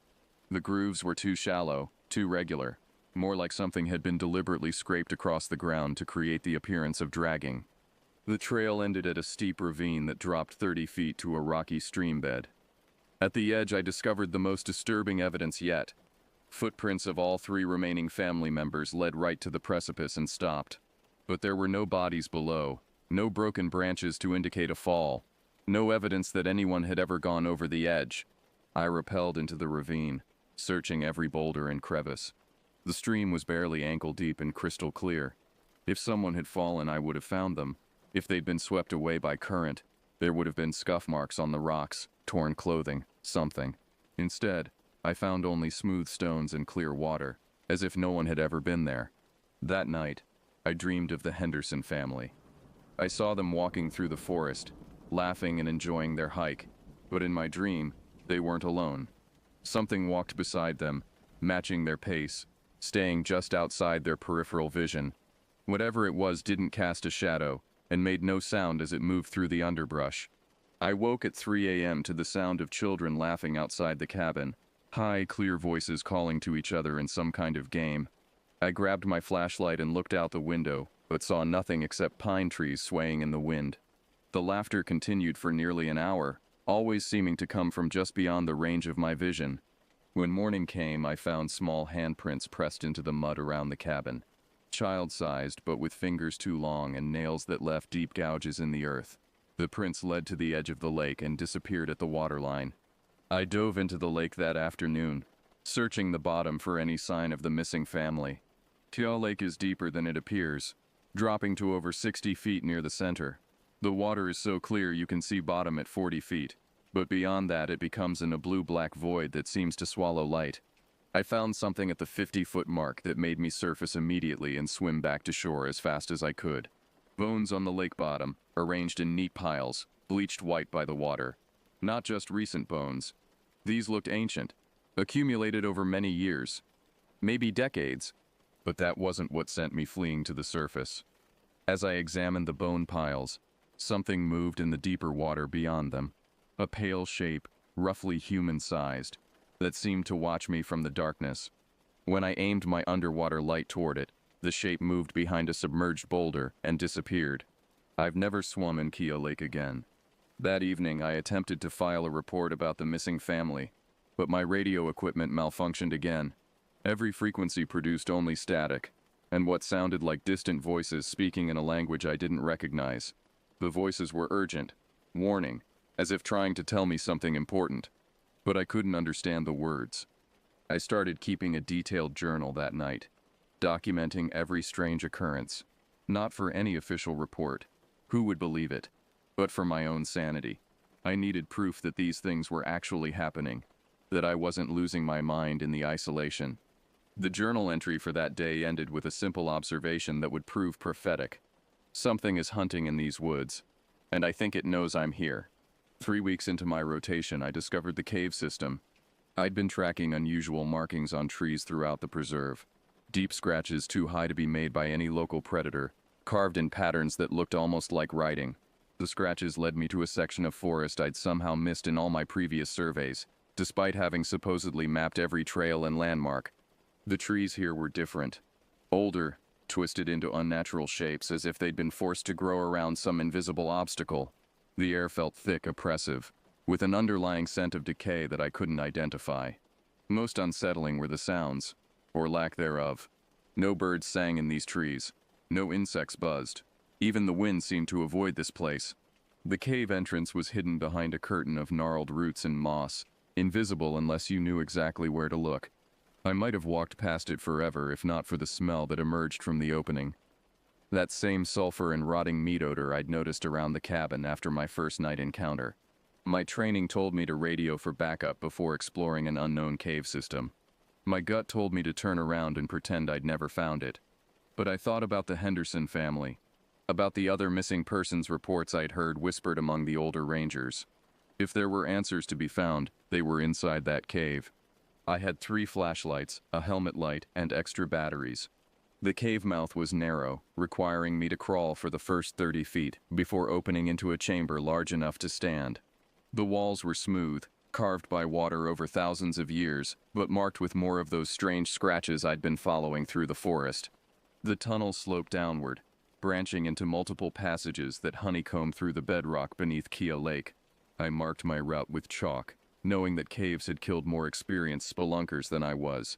But as I descended deeper, I began to suspect that getting lost would be the least of my problems. The scratches on the walls became more elaborate, forming patterns that looked less like random animal marks and more like deliberate symbols. Some were fresh, cut into the stone recently enough that rock dust still clung to the grooves. Others were ancient, worn smooth by time and moisture. 200 feet from the entrance, I found the first bones. They were arranged along the walls in neat piles, sorted by type. Femurs with femurs, ribs with ribs, skulls with skulls. Human bones, but also deer, elk, bear, and other animals I couldn't identify. Some of the skulls showed signs of violent death, crushed temples, shattered jaws, holes that could only have been made by something with incredible strength. But it was the human skulls that made me stop and consider turning back. There were dozens of them, spanning what looked like decades based on their condition. Some still had wisps of hair clinging to the bone. Others were so old they'd begun to crumble. I photographed everything, though I doubted the images would be clear in the cave's darkness. As I worked, I became aware of a sound echoing from deeper in the tunnel system. Rhythmic, like drumming, but with an organic quality that suggested it wasn't made by any instrument. Against every instinct for self-preservation, I followed the sound. The tunnel opened into a vast underground chamber, at least the size of a cathedral. My lights couldn't reach the ceiling or the far walls, but what I could see made me understand that I was looking at something that had existed long before the first European explorers ever set foot in Idaho. The chamber was divided into sections by low stone walls, creating a series of interconnected rooms. Each room contained evidence of long habitation, fire pits with ancient ash, stone tools, and more bones arranged in careful patterns. This wasn't just a cave, it was a settlement, a place where people had lived for generations. The drumming sound was louder here, echoing off the stone walls with a resonance that I felt in my chest, but I still couldn't identify its source. It seemed to come from the chamber itself, as if the mountain were somehow alive and pulsing with its own heartbeat. I explored the settlement for over an hour, documenting what appeared to be living spaces, storage areas, and something that looked like an altar made from a massive slab of black stone. The altar was stained with substances I didn't want to identify, and surrounded by more of those cryptic symbols carved deep into the floor. It was near the altar that I found the journal, wrapped in oiled leather and surprisingly well preserved. The journal belonged to someone named Samuel Red Crow. The first entry was dated September 15th. According to his notes, Red Crow had been a Nez Perce tribal elder who'd come to the cave system to investigate stories told by his grandmother about the ones who changed shape. His early entries described the same strange phenomena I'd been experiencing. Missing hikers, mutilated animals, and sounds in the forest that didn't match any known wildlife. But Red Crow had an advantage I lacked. He understood the old stories, the tribal knowledge that had been passed down for generations about this place. According to his research, the cave system had been sealed by his ancestors centuries ago, after a group of medicine men had chosen the dark path. These men had performed forbidden rituals, seeking power through blood sacrifice and communion with malevolent spirits. The tribe had driven them into the caves and collapsed the entrances, trapping them forever. Or so they thought. Red Crow's later entries described his discovery that the sealed passages had been reopened from the inside. Something had been digging its way out for decades, slowly excavating new tunnels that connected to the surface. His final entry, dated October 3, 1952, was barely legible. They're still here, still alive after all these years. Changed, twisted but alive. They've learned to hunt again. The missing people, they're not dead. They're being kept, fed upon, converted. I've seen what they become. God help me, I've seen. If anyone finds this journal, stay away from the deep chambers. Whatever you do, don't go deeper. They know I'm here now. They're coming for me. The sound is getting louder. The journal ended there. I closed the leather cover and considered my options. Every rational part of my mind told me to leave immediately, to seal the cave entrance if possible, and to report this discovery to proper authorities. But I knew no one would believe Red Crow's account, and I had to know what lay in those deeper chambers he'd warned about.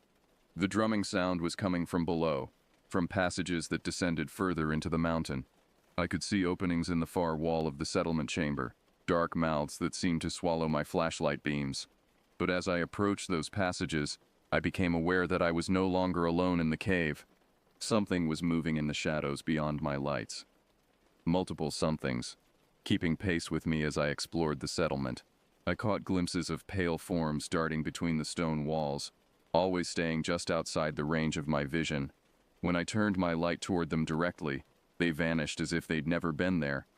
But they left traces, handprints in the dust on the stone floors, scratches on the walls that hadn't been there moments before, and a smell, that rotting meat and sulfur odor, growing stronger with each step I took toward the deeper passages.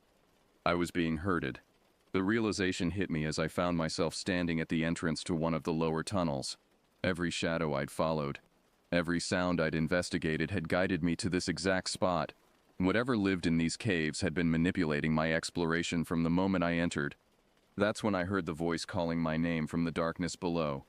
It was my own voice. The sound of my own voice calling to me from the depths of the cave was the moment I understood that I was no longer dealing with anything natural.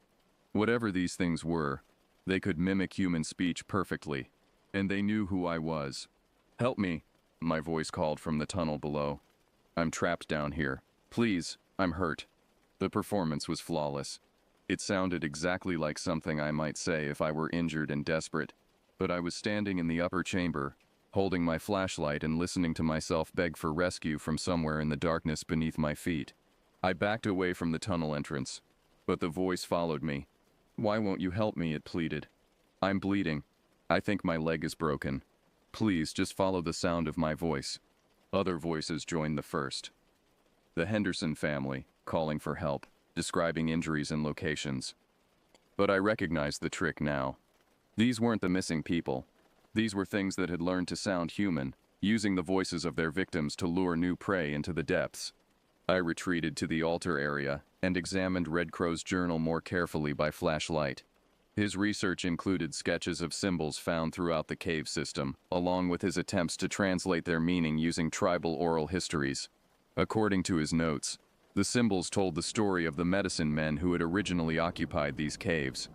They had been healers once, respected members of the tribe who used their knowledge of plants and spirits to help their people. But sometime in the distant past, they had been corrupted by contact with something ancient that lived deep in the mountain. This entity had offered them power in exchange for service, and they had accepted. The transformation wasn't immediate. It took years of rituals and sacrifices before they became something no longer human. They gained the ability to change their shape, to mimic the appearance and voices of others, and to live far beyond normal human lifespans. But they lost their souls in the process, becoming predators that fed on human flesh and terror. The tribe had tried to stop them, but the transformed medicine men were too powerful. The only solution was to seal them in the caves and hope they would eventually die. But according to Red Crow's research, things that had given up their humanity don't die easily. They had been waiting in the darkness for over a century, slowly working to free themselves. The missing hikers, the arranged animal remains, the sounds in the forest, all were signs that they had finally broken free and resumed hunting. As I read Red Crow's notes, the voices from below grew more aggressive. They stopped pretending to be injured and began making threats. "We know you're up there," one said in my own voice. "We can smell you. We've been watching you for weeks." Another voice, belonging to someone I didn't recognize, laughed coldly. "You think you understand what we are? You think your little journal tells the whole story? We are so much more than your primitive minds can comprehend." The drumming sound grew louder, accompanied by other noises rising from the deep tunnels, scratching, like claws on stone, wet sounds that I tried not to interpret, and underneath it all, a low chanting in a language that predated any human tongue. I needed to leave. Every survival instinct I possessed screamed that remaining in the cave meant death or worse. But as I gathered my equipment and prepared to retreat to the surface, I realized I had a problem. The chalk marks I'd used to navigate to this chamber were gone. Every single one had been erased while I'd been reading the journal. The tunnel I'd used to enter the settlement chamber was now one of 6 identical passages, and I had no idea which led back to the surface. "Lost?" asked my own voice from somewhere in the darkness. "We can help you find your way out. Just come down here and we'll show you a shortcut." I ignored the voice and systematically explored each tunnel, looking for any familiar landmark that might indicate the correct path. But the passages all looked the same. Smooth stone walls marked with ancient symbols, stretching away into darkness beyond my flashlight's reach. 3 of the tunnels sloped downward toward the deeper chambers. 2 appeared to level off and continue horizontally through the mountain. 1 sloped upward, which seemed like my best chance of reaching the surface. I chose the upward passage and followed it for what felt like hours.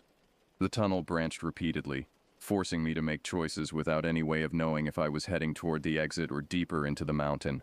My chalk was useless. Every mark I made vanished within minutes of being drawn.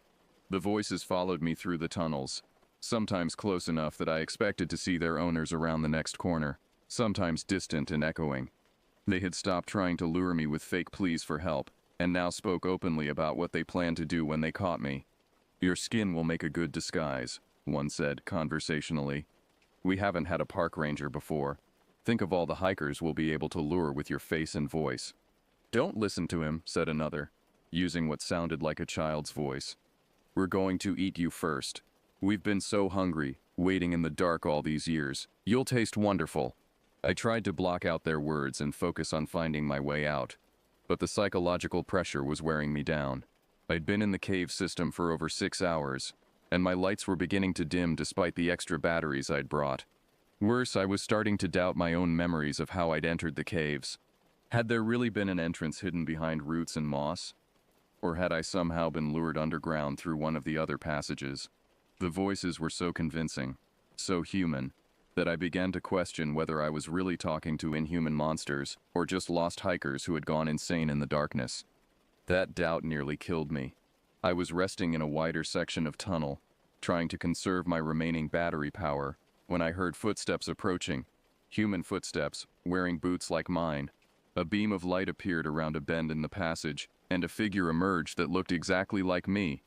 Same height, same build, same uniform. Even the same scratches on my hands from pushing through underbrush. The only difference was in the eyes. They reflected light like an animal's, glowing pale yellow in the beam of my flashlight. "You look tired," it said in my voice. "Why don't you let me take over from here? I know the way out." The thing that wore my face smiled, but the expression was wrong. Too wide, revealing teeth that were slightly too sharp. It moved with a fluid grace that no human possessed. And when it breathed, I caught that familiar smell of sulfur and decay. "We've been preparing for this moment," it continued. "Learning from you, studying your movements, your speech patterns. We've watched you through the windows of your little cabin. We've listened to you talking to yourself as you worked. We know everything about you." More figures emerged from the tunnel behind it. The Henderson family, looking exactly as they had in the missing persons photos, but with those same glowing eyes. Behind them came others. Dozens of people in various states of decay, all watching me with predatory interest. "Join us," said the thing wearing my face. "We can teach you to change, to become something more than human. All we ask in return is that you help us hunt. There are so many people who trust park rangers, so many who would follow you into the wilderness without question." I raised my rifle, though I doubted bullets would be effective against whatever these things were. The creature that looked like me laughed. "That won't help you," it said. "We're not alive in any way you understand. But go ahead and try. We enjoy the sound gunshots make in these tunnels." Instead of shooting, I did something that caught them off guard. I smashed my remaining flashlight against the tunnel wall, plunging us all into absolute darkness. In the darkness, I heard them moving, but not like humans. They scuttled across the walls and ceiling like insects, making chittering sounds that were nothing like human speech. Whatever they really were beneath their stolen faces, it wasn't anything that had ever been human. I ran. I'd memorized the tunnel layout during our conversation, noting which direction the air current was flowing. Following that current in complete darkness, stumbling and falling repeatedly, I somehow found my way to a passage that sloped steadily upward. Behind me, the things gave chase. They didn't need light to see, and they moved through the tunnels with impossible speed. But they seemed reluctant to follow me too far toward the surface, as if something about daylight weakened them. I emerged from the cave entrance just as the sun was setting, bleeding from dozens of cuts and scrapes. My equipment lost in the tunnels, but I was alive, and I was free. The first thing I did was collapse the cave entrance. I used explosives from the emergency supply cache at the ranger station, bringing down enough rock to seal the opening permanently. It wouldn't stop the creatures forever. They'd dug their way out once before, but it might buy enough time for me to warn people about what lived beneath Kia Lake. I submitted my resignation that night, effective immediately.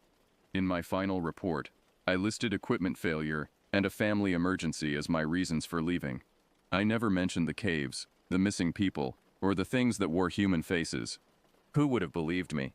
But I'm telling you now, because someone needs to know the truth. The Kia Lake Preserve is still open to the public.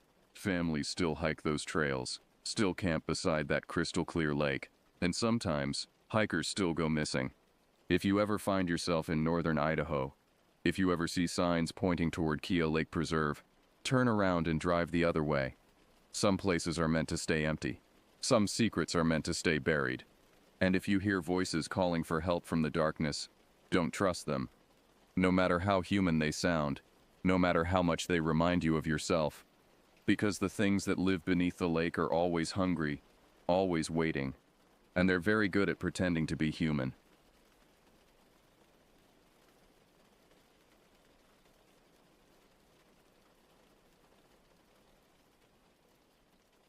I never believed in monsters, not the kind that lurk in the woods anyway. 20 years as a forest ranger teaches you that the real dangers in the wilderness are far more mundane. Unprepared hikers, sudden weather changes, wildlife encounters gone wrong. But after what happened last summer in the Olympic National Forest, I'm no longer certain of anything. My name's Michael Cooper. I spent 12 years in the Marines before trading my uniform for the olive green and gray of the National Park Service. For the past decade, I've worked one of the most remote stations in the Olympic rainforest region of Washington state, a posting most rangers avoid due to its isolation and the near-constant rainfall that shrouds the ancient trees in mist for much of the year. The station sits nestled between steep mountain ridges, accessible only by a single gravel road that becomes impassable during winter storms. Cell service is non-existent, and our satellite internet fails more often than it works. On paper, it's the worst assignment in the Pacific Northwest. For me, it's paradise. Or it was. Until that day in late June, when the Hendrickson family stumbled into my station, soaking wet and wide-eyed with terror. "There's something out there," Mr. Hendrickson kept repeating, his knuckles white as he gripped his teenage son's shoulder. "Something watching us." I'd heard similar stories before. The dense forest, with its towering trees and thick understory, plays tricks on the mind. Shadows shift between trunks, branches creak in the wind, and the constant dripping of moisture from the canopy creates an eerie percussion that can unnerve even experienced hikers. "Where were you camping?" I asked, handing Mrs. Hendrickson a towel for her rain-soaked hair. "Ridge Creek Trail, about 6 miles in," she replied, her voice steadier than her husband's. "We've camped there before. Nothing like this has ever happened." Their son, a lanky teenager named Kyle, hadn't spoken yet. He sat staring at the floor, his shoulders hunched. "What exactly did you see?" I asked, directing the question to the boy. Kyle looked up, his face pale. "It wasn't what we saw, it was what we heard, and what took our stuff." According to their story, they'd set up camp the previous afternoon in a small clearing near the creek. Everything had been normal until around midnight when they began hearing strange vocalizations from the forest. Not quite animal, not quite human. A kind of whistling followed by deep rhythmic knocking sounds that seemed to be coming from multiple directions simultaneously. "We thought it might be other campers at first," Mr. Hendrickson explained. "But there was nobody else on the trail yesterday. We checked in at the entrance station. By morning the sounds had stopped, but their campsite had been disturbed. Food from their bare canister, which had been properly closed and hung from a tree, was scattered across the ground. More disturbing were their backpacks, which had been moved about 20 yards from camp and placed in a peculiar arrangement, standing upright in a perfect triangle formation. Nothing was missing, Mrs. Hendrickson added. Just rearranged. Like something was sending a message. I nodded and took notes, though I suspected wildlife was the culprit. Probably a black bear clever enough to retrieve their food container, though the backpack arrangement was puzzling. Perhaps other hikers playing pranks. "We'll check it out," I promised. "In the meantime, you folks can dry off here before heading back to town." After they left, I radioed my colleague, Jenny Townsend, to join me for a trip to Ridge Creek.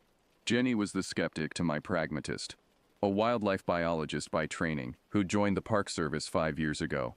If anyone could identify strange animal behavior, it was her. We took my truck as far as the trailhead, then hiked the 6 miles to the Hendricksons' campsite. The rain had stopped, but moisture clung to every surface, dampening our uniforms despite our rain gear. The forest was unusually quiet. No bird calls, no rustling of small mammals in the underbrush. "You feel that?" Jenny asked as we approached the clearing. I nodded. The air felt charged somehow, like the moments before a thunderstorm. The Hendricksons' tent still stood, sagging slightly in the damp. Around it, just as they described, food wrappers and containers were scattered in a rough circle. "Bears don't do this," Jenny murmured. crouching to examine the ground. Too methodical. I walked to where the family said they'd found their backpacks. No sign of them now. They'd taken their gear when they left. But I noticed something odd about the soil. In 3 precise spots, the ground was compressed in perfect circles, as if heavy objects had been placed with care. Jenny, look at this. She joined me, her expression changing from skepticism to puzzlement. That's weird. And look at the spacing, equidistant from each other. As she spoke, I noticed something else. A faint, unpleasant odor that reminded me of wet fur and something else I couldn't identify. Something musky and primitive. We spent the next hour photographing the site and collecting samples. I found a clump of dark hair snagged on a low-hanging branch too coarse for human hair, too long for any local wildlife. We bagged it as evidence. As dusk approached, we decided to head back rather than risk hiking in darkness. We'd nearly reached the trailhead when Jenny froze, grabbing my arm. "Listen," she whispered. From behind us came the sound that had terrified the Hendricksons. A high, oscillating whistle followed by 3 distinct knocks against wood. Then silence. "Could be a woodpecker," I suggested, not believing it myself. Jenny shook her head. "No bird makes that pattern." We quickened our pace, the sounds following us intermittently all the way to the truck. Neither of us spoke much on the drive back to the station, but I could see the questions forming behind Jenny's eyes, the same ones taking shape in my own mind. What had we just encountered? And more importantly, was it following us home? The hair samples we collected yielded no conclusive results. The lab in Seattle reported that the DNA was anomalous, neither matching known wildlife in the Olympic region nor human genetic markers. They suggested contamination of the sample and requested we send more evidence if possible. I filed the report and might have left it at that. Another unexplained occurrence in a vast wilderness, if not for what happened next. A week after our visit to Ridge Creek, an elderly man named Arthur Blackwood appeared at my station. Weather-beaten and lean, with silver hair pulled back in a ponytail, he introduced himself as a former ranger who'd worked the Olympic forest in the 1970s. "Heard about what happened to that family," he said without preamble. "The whistling and knocking, the arranged objects." I raised an eyebrow. "News travels fast." "It's not news to me." Arthur placed a worn leather journal on my desk. "This is 30 years of similar reports. Things the Park Service never made public." I leafed through the journal, scanning entries dating back decades. Each detailed encounters similar to the Hendricksons, strange vocalizations, manipulated possessions, strong odors, and an overwhelming sense of being watched. Some included crude sketches of tall, shadowy figures glimpsed between trees, or abnormally large footprints found in remote areas. "You kept unofficial records?" I asked. Arthur nodded. Official channels weren't interested. Called it hysteria, misidentification of known animals, or hoaxes.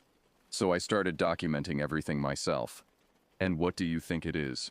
His weathered face remained impassive. "The local tribes call it Semekwes, the wild man of the woods. Settlers named it Sasquatch or Bigfoot. Science says it can't exist." He paused. "I've spent half my life in these forests. There are things here science hasn't categorized yet." I remained skeptical, but Arthur's journal was meticulously detailed. He'd recorded dates, locations, weather conditions, and witness testimonies with scientific precision. "There's a pattern," he continued. "The encounters cluster in cycles, more frequent for a few years, then nothing for a decade or more. We're entering an active period now, if my calculations are correct." Why are you showing me this? Arthur studied me for a moment. "Because you're stationed in a hotspot, and because you didn't immediately dismiss what that family experienced." He tapped the journal. "Keep this. Add your own observations. Maybe you'll find what I never could, definitive proof." After Arthur left, I stayed up late reading his journal. The account spanned the entire Olympic Peninsula, but a significant number clustered around my station and the northern ridges. If these records were accurate, I was sitting at the epicenter of decades of unexplained phenomena. The next morning, I shared Arthur's journal with Jenny. She approached it with her usual scientific skepticism, but even she couldn't dismiss the consistency of the reports over time. "If it's a hoax, it's the most elaborate long-running one I've ever seen," she admitted. "But I'm not ready to call it Bigfoot."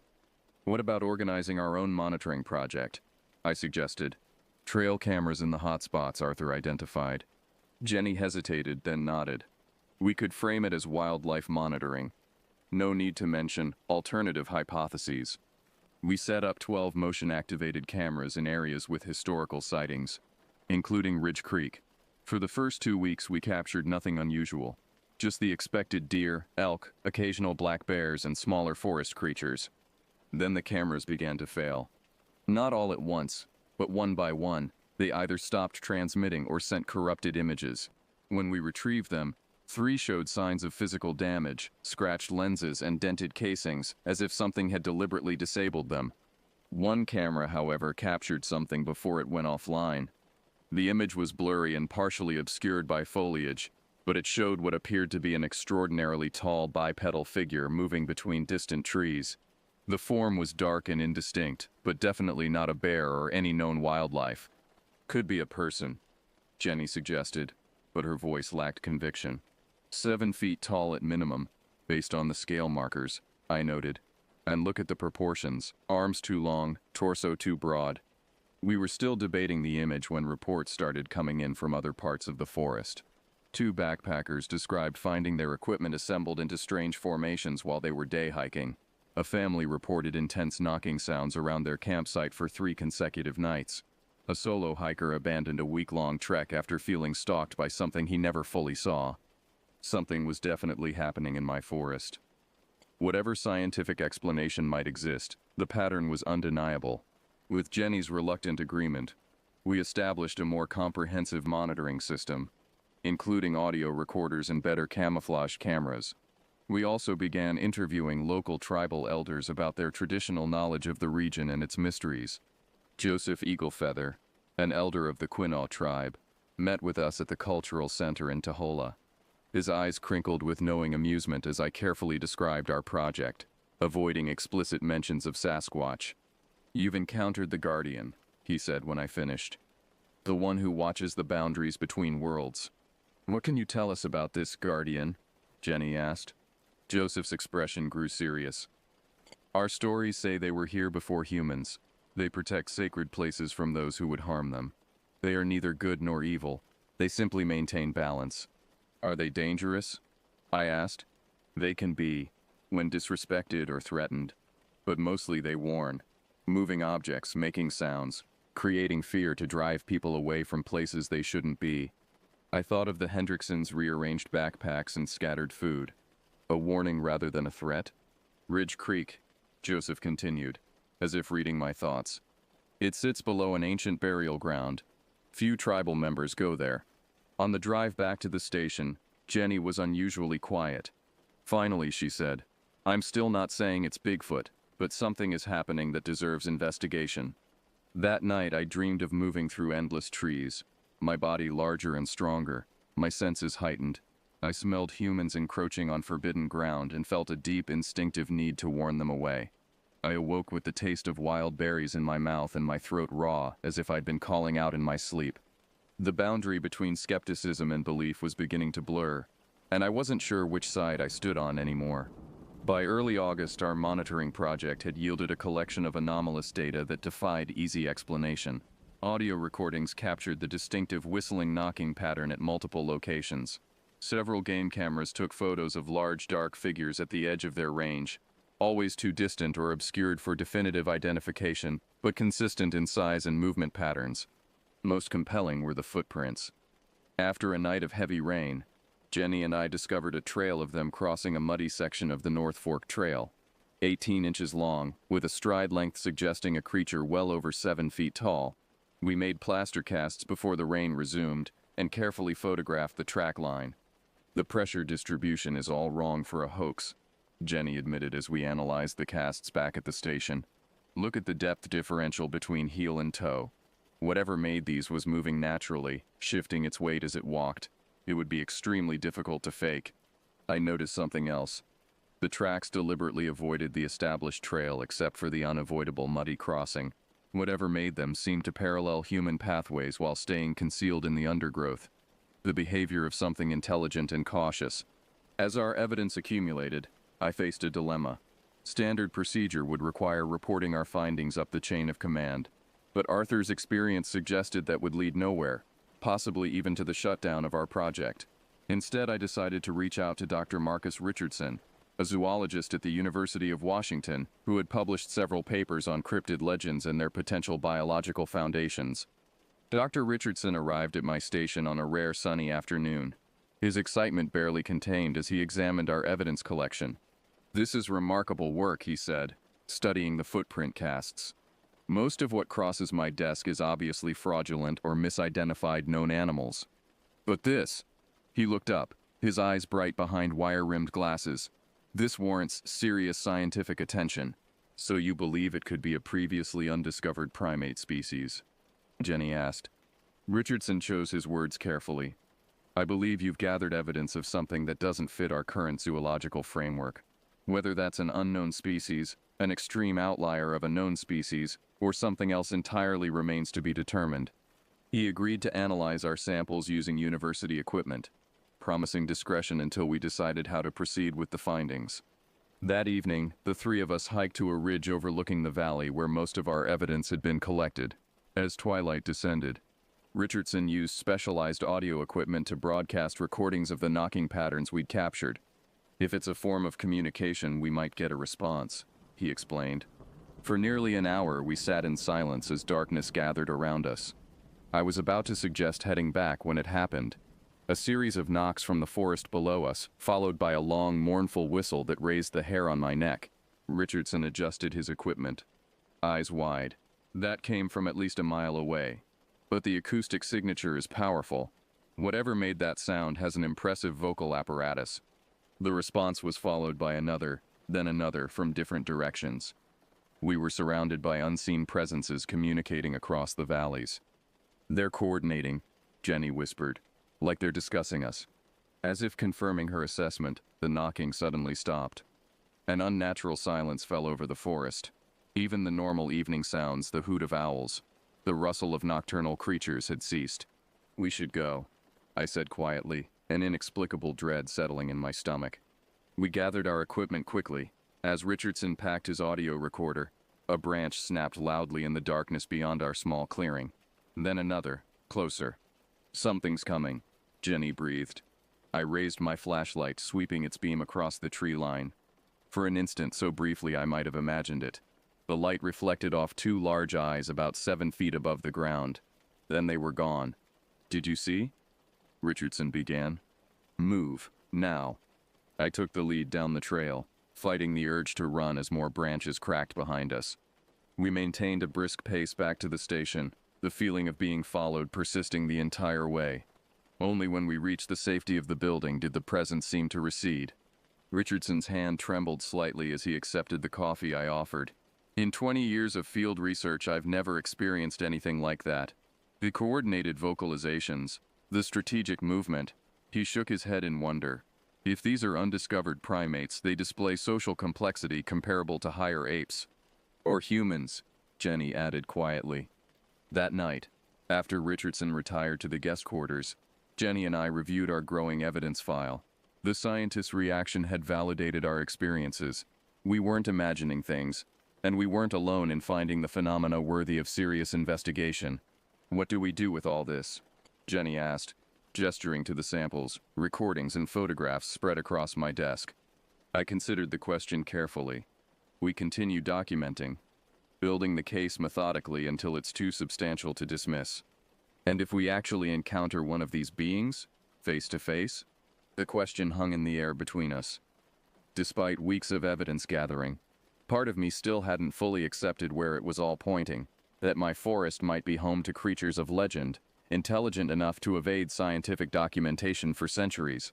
"I don't know," I admitted. "But whatever they are, I think they've been assessing us as much as we've been tracking them."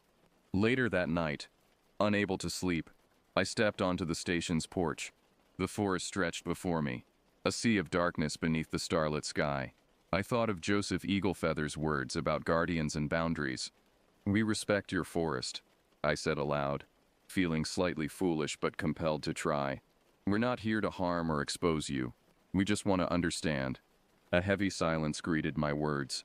But as I turned to go back inside, a distant, solitary knock echoed through the night, almost like an acknowledgement. Whether witness, investigator, or unwitting trespasser, I was now undeniably part of something ancient and mysterious, and somewhere in the darkness, something was watching my every move. Dr. Richardson's analysis of our evidence brought both validation and new mysteries. The hair samples contained DNA that, while predominantly primate, included genetic markers unknown in any cataloged species. The audio recordings, when digitally enhanced, revealed complex patterns suggesting genuine communication rather than random animal sounds. "There's organization here," Richardson explained, showing us spectrographic analyses. Consistent structures that indicate language, not just signaling, but the sharing of specific information. Most remarkable was his enhancement of our blurry photographic evidence. Using advanced imaging technology, he'd managed to extract more detail from one particular image, revealing an unmistakably non-human silhouette with proportions that matched no known animal. "I've shown this to several colleagues, anonymously of course," Richardson said. "The consensus is that if this isn't an elaborate hoax, it represents something significant to biological science." His findings energized our research. Over the next few weeks, we expanded our monitoring area and refined our methods. Slowly, a pattern emerged. The beings, whatever they were, maintained territories centered around the most isolated parts of the forest. They avoided areas with heavy human traffic, but seemed to keep those boundaries under surveillance. As September arrived, bringing cooler temperatures and earlier sunsets, we planned our most ambitious expedition yet, a week-long trek into the heart of the North Fork Valley, where many of our strongest evidence samples had originated. The decision wasn't without controversy. Richardson argued passionately for bringing in more researchers and equipment. "This could be the discovery of the century," he insisted. "We need proper scientific documentation." I understood his perspective, but sided with Jenny, who advocated for a minimal approach. "A large group will just drive them further into hiding," she argued. "We've made progress because we're moving carefully, showing respect." In the end, we compromised. Richardson would return to Seattle to prepare a formal research proposal, while Jenny and I conducted preliminary exploration. If we found sufficient evidence, we'd support his application for a larger expedition the following summer.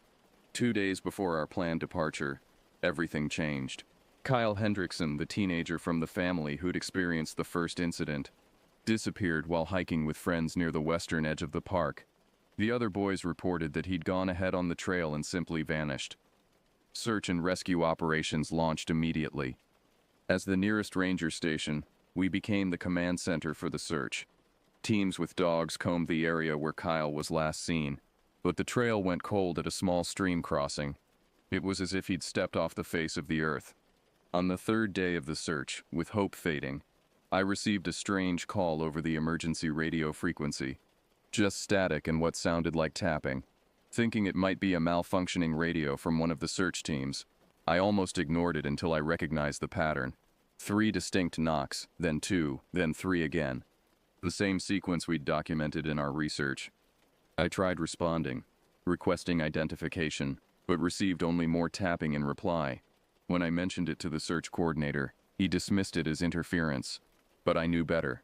That night, after the command center had quieted, I shared my suspicion with Jenny. "You think they have something to do with Kyle's disappearance?" she asked, eyes wide. "I don't know, but that tapping wasn't random. What are you suggesting we do?" I hesitated, knowing my next words crossed a line between professional duty and something more personal, more dangerous. "I think we need to follow the pattern. Go to where most of the knocking sounds have been recorded." Jenny's expression reflected my own conflict. "That's miles outside the search area. If we're wrong, and if we're right, what if Kyle wandered into their territory?" After a moment's consideration, she nodded. "First light tomorrow, but we tell someone where we're going." We left a sealed note with our intended route for the search coordinator, then departed at dawn, heading deeper into the forest than any of the official search teams. The day was unusually clear, sunlight filtering through the ancient canopy and dusty shafts that illuminated the mist hanging among the trees. For hours we hiked in tense silence, following game trails that wound through increasingly remote territory. By mid-afternoon, we'd reached a small valley I'd identified as a hotspot for our anomalous recordings. The forest here felt different, older somehow, the trees massive and draped with hanging moss that reduced visibility to just a few dozen yards. "Listen," Jenny whispered suddenly. I stopped, hearing nothing at first. Then it came, the faint sound of running water where no stream should be, according to our maps. We followed the sound to a narrow rocky crevice hidden behind fallen logs. Cool air flowed from the opening, carrying the unmistakable gurgle of underground water. "A cave system?" Jenny suggested, shining her flashlight into the darkness. The beam revealed rough stone walls descending at a gentle angle. At the limit of the light's reach, something reflected briefly, a metallic object. "That's man-made," I said, recognizing the distinctive green of a hiking backpack. Without discussion, we knew we had to investigate. I radioed our position. No response, just static. Then we entered the crevice, ducking under low-hanging rock. The passage widened after about 20 feet, opening into a larger chamber where a small stream flowed along one wall. And there, arranged carefully on a dry stone shelf, was Kyle's backpack. We recognized it from the search description. Beside it lay his water bottle and phone. "He came in here," Jenny whispered, her voice tight. "But where is he now?" I examined the backpack. Nothing appeared damaged, and the arrangement was deliberate, not the result of being dropped or abandoned in panic. Like the Hendricksons' possessions, these items had been placed with purpose. A faint breeze flowed from deeper in the cave system, suggesting another entrance. As we considered our next move, 3 distinct knocks echoed from further within the darkness, followed by what sounded like a soft hooting call. Jenny gripped my arm. "Michael, that sounded almost like, 'Hello?'" A human voice, faint but unmistakable, called from somewhere ahead. "Is someone there?" "Kyle?" I shouted back. "Kyle Hendrickson?" Silence. Then, "Ranger Cooper? How did you find me?" We moved deeper into the cave, following the voice until we found him sitting calmly beside a small pool of water, apparently unharmed. He seemed strangely at ease for someone missing for 3 days. "Are you hurt?" Jenny asked, checking him for injuries. Kyle shook his head. "No, they've been taking care of me." My skin prickled. They? Who's they, Kyle? The teenager's eyes reflected something I couldn't quite interpret. Not fear, but a kind of wonder mixed with uncertainty. "The forest people," he said simply. "I got lost and crossed into their place. They could have hurt me, but they didn't. They brought me here instead." "Did you see them clearly?" Jenny asked, her scientific curiosity overriding everything else. Kyle nodded slowly.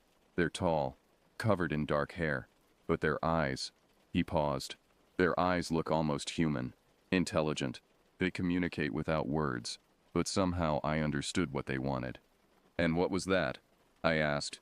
"For humans to respect boundaries, to stop pushing deeper into their last territories." He looked directly at me. "They know about your research. They're watching you because they're trying to decide." "Decide what?" "Whether to remain hidden or reveal themselves. Whether humans can be trusted." Kyle stood up, brushing dirt from his jeans. "They let me go as a message. They could have kept me hidden forever, but they want you to know they're here. They're real." The implications of his words were staggering. If true, we weren't just documenting an undiscovered species. We were making first contact with an intelligent, non-human society that had deliberately evaded human detection. "We need to get you back," I said, pushing deeper questions aside for the moment. "There's a massive search underway." Kyle gathered his belongings, then hesitated at the cave entrance. "They won't show themselves to the search teams, only to you." He fixed me with a serious gaze. "They chose you as their witness, Ranger Cooper, because you noticed them without fear." As we emerged from the cave into fading daylight, I felt the weight of those words settling on my shoulders. Beyond the relief of finding Kyle alive, beyond the scientific implications, I faced a profound ethical question. What responsibility did I bear as the chosen point of contact with something ancient and other? The forest around us had never felt more alive or more watching. Kyle's safe return was celebrated as a miracle. He told authorities he'd become disoriented and found shelter in a cave, making no mention of forest people. When questioned about his remarkable physical condition after 3 days without provisions, he simply said he'd found water and edible berries. Only Jenny and I knew the truth, or some version of it. We kept Kyle's actual account to ourselves.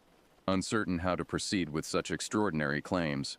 In the weeks that followed, our research took on new significance. No longer were we merely documenting anomalous phenomena. We were potentially communicating with an intelligent, non-human species that had deliberately chosen to make contact. The evidence continued accumulating. Our cameras captured clearer images, still frustratingly incomplete, but showing distinct anatomical features that defied conventional explanation.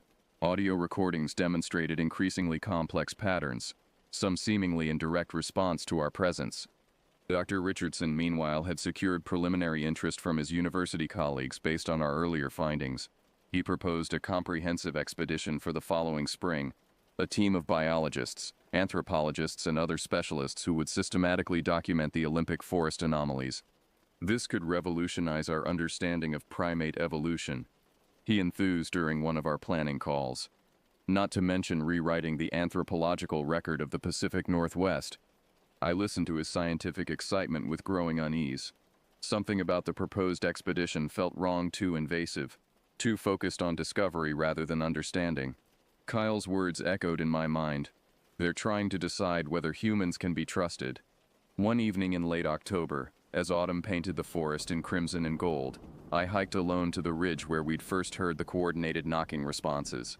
The air was crisp, carrying the scent of decay and renewal that marks the changing seasons. I brought no recording equipment, no cameras, just myself and the journal Arthur had given me, now filled with my own observations. For hours I sat in silence as darkness fell, watching the stars appear above the ancient trees. Then, with deliberate care, I knocked 3 times on a fallen log beside me. The sound echoed briefly, then faded into the night. Minutes passed. Just as I began to feel foolish, a response came. 3 knocks, followed by 2. Then 3 again. The same pattern from the radio when Kyle was missing. "I know you're there," I said aloud, my voice steady despite my pounding heart. "I know you've been watching us, studying us, just as we've been studying you." Silence. Then movement. Subtle but unmistakable. The shifting of weight. The careful placement of feet on the forest floor. Something large was approaching from the darkened tree line. I remained seated, fighting every instinct to flee. "I'm alone," I continued. "No cameras, no weapons, just me." A figure emerged slowly from the shadows, tall and broad-shouldered, covered in dark hair that blended perfectly with the night. In the faint starlight I could make out only its silhouette, but it was undeniably the creature we'd been tracking for months. 7 feet tall at minimum, with proportions both familiar and alien. Longer arms, a more robust chest, and a head that seemed to sit directly on powerful shoulders without much of a neck. It stopped at the edge of the small clearing, regarding me with eyes I couldn't see but somehow felt upon me. "You've been here all along," I said quietly. "While we built cities and roads, while we pushed into every corner of the wilderness, you've been watching, adapting, hiding." The creature made a soft rumbling sound, not threatening, but acknowledgement. "Dr. Richardson wants to bring more people here in the spring. Scientists. They'll want to study you, document you, make you known to the world." I hesitated. I'm not sure that's the right thing to do. The being took another step forward, now clearly visible despite the darkness. Its face was more human than I'd expected. A prominent brow ridge over deep-set eyes that reflected intelligence and ancient wisdom. Not human, but person-like in a way that transcended species. It raised one massive hand, palm forward, not in threat but in a gesture unmistakably similar to a human sign for stop. Understanding flowed through me with surprising clarity. They didn't want exposure. Centuries of hiding hadn't been merely about survival, but choice. A deliberate separation from human civilization and its consequences. "You want to remain a mystery," I said softly. "A legend rather than a scientific specimen." The creature made a series of complex sounds, whistles and deep vocalizations that seemed to carry meaning beyond my comprehension. Yet somehow, perhaps through expression and gesture, I grasped the essence. Balance, boundaries, respect. I thought of Joseph Eaglefeather's words. They protect sacred places from those who would harm them. They maintain balance. In that moment I understood my role. Not as a discoverer or documenter, but as a guardian of boundaries, both theirs and ours. "I won't bring them here," I promised. The evidence we've gathered, I'll make sure it raises questions without providing definitive answers. Enough to protect your territories without exposing your existence. The being studied me for a long moment, then made a deliberate gesture touching its chest, then pointing to me, then back to itself. A connection, an agreement. With graceful silent movement, it melted back into the forest, leaving me alone with a profound sense of responsibility and wonder. When spring arrived, I presented Dr. Richardson and his team with a carefully curated selection of our evidence, compelling enough to warrant protection of the remote regions of the Olympic Forest, but inconclusive regarding the nature of what dwelled there. Some of your most dramatic findings are missing, Richardson noted, puzzled. The clearer photographs, the structured audio patterns, data corruption, I explained with practiced casualness. Hazard of field research in damp conditions. Jenny, who had come to share my perspective after lengthy discussions, supported my selective presentation. We recommended establishing wider conservation zones in the areas of activity, but suggested that direct observation expeditions would likely prove fruitless. These beings, whatever they are, have evaded scientific documentation for centuries, I concluded in our official report. Perhaps that's not a failure of science, but a choice we should respect. Richardson was disappointed, but accepted our recommendations. The Olympic Forest received expanded protection status, with several remote areas designated as limited access ecological reserves, officially to protect watershed systems and endangered plant species, but actually creating buffer zones around territories we'd identified as significant. Arthur Blackwood, when I returned his journal with my additions, smiled knowingly. "You saw them," he said. It wasn't a question. "I saw enough," I replied carefully. He nodded slowly. "Some mysteries aren't meant to be solved, just honored. That's what I learned after 30 years. He tapped the journal. "Keep this safe. Someday someone else will need to understand." I continue my work as a ranger in the Olympic Forest, more aware than ever of the ancient presence that shares these woods. Occasionally, hiking remote trails, I hear the distinctive knocking pattern or catch glimpses of movement just beyond normal perception, acknowledgments of our mutual understanding. I've become a guardian of boundaries in both directions, helping humans safely experience the wilderness while ensuring they don't push too far into realms that aren't theirs to claim. I maintain my official reports and records with careful ambiguity, preserving the mystery that protects both species. Sometimes visitors report strange experiences. Objects moved in their camps, unusual sounds in the night, feelings of being watched. I listen with appropriate concern, offer rational explanations, and gently redirect them to safer trails.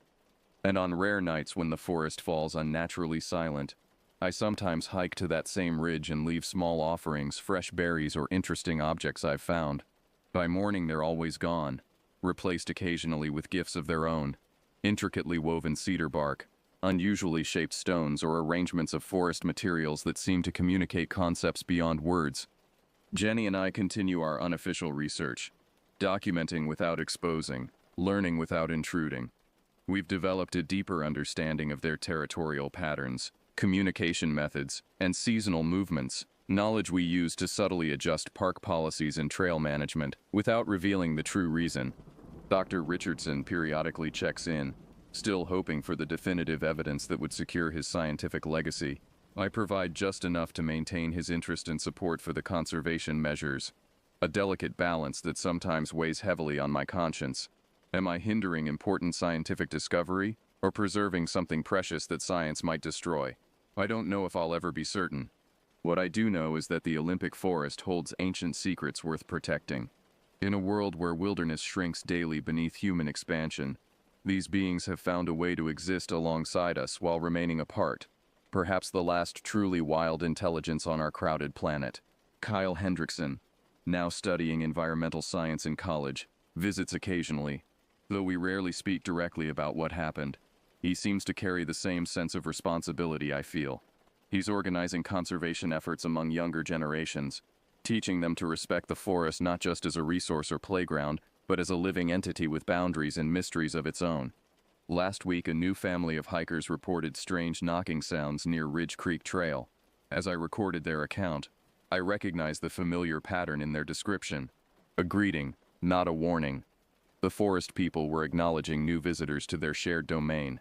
I smiled reassuringly at the concerned hikers. The Olympic forest speaks in many voices, I told them. Some we understand, others we may never fully comprehend. That's what makes wilderness so valuable. It remains wonderfully, necessarily mysterious. Later, standing alone on my cabin porch as night fell over the ancient trees, I felt the weight of my dual role, ranger to humans, witness to the guardians. The responsibility is immense, but so is the privilege of moving between worlds, understanding both while betraying neither. In the distance, 3 distinct knocks echoed through the darkness. Without hesitation, I raised my hand and knocked 3 times on the wooden railing. The forest answered with silence, then acceptance. I am the guardian's witness, keeper of boundaries, protector of mystery, and in this role I found purpose beyond anything I could have imagined when I first donned the ranger's uniform. Some truths aren't meant to be known, only honored, protected, and passed quietly to those worthy of carrying them forward. In this ancient forest where legends breathe and shadows hold wisdom, I've learned that preserving mystery may be humanity's most important science of all.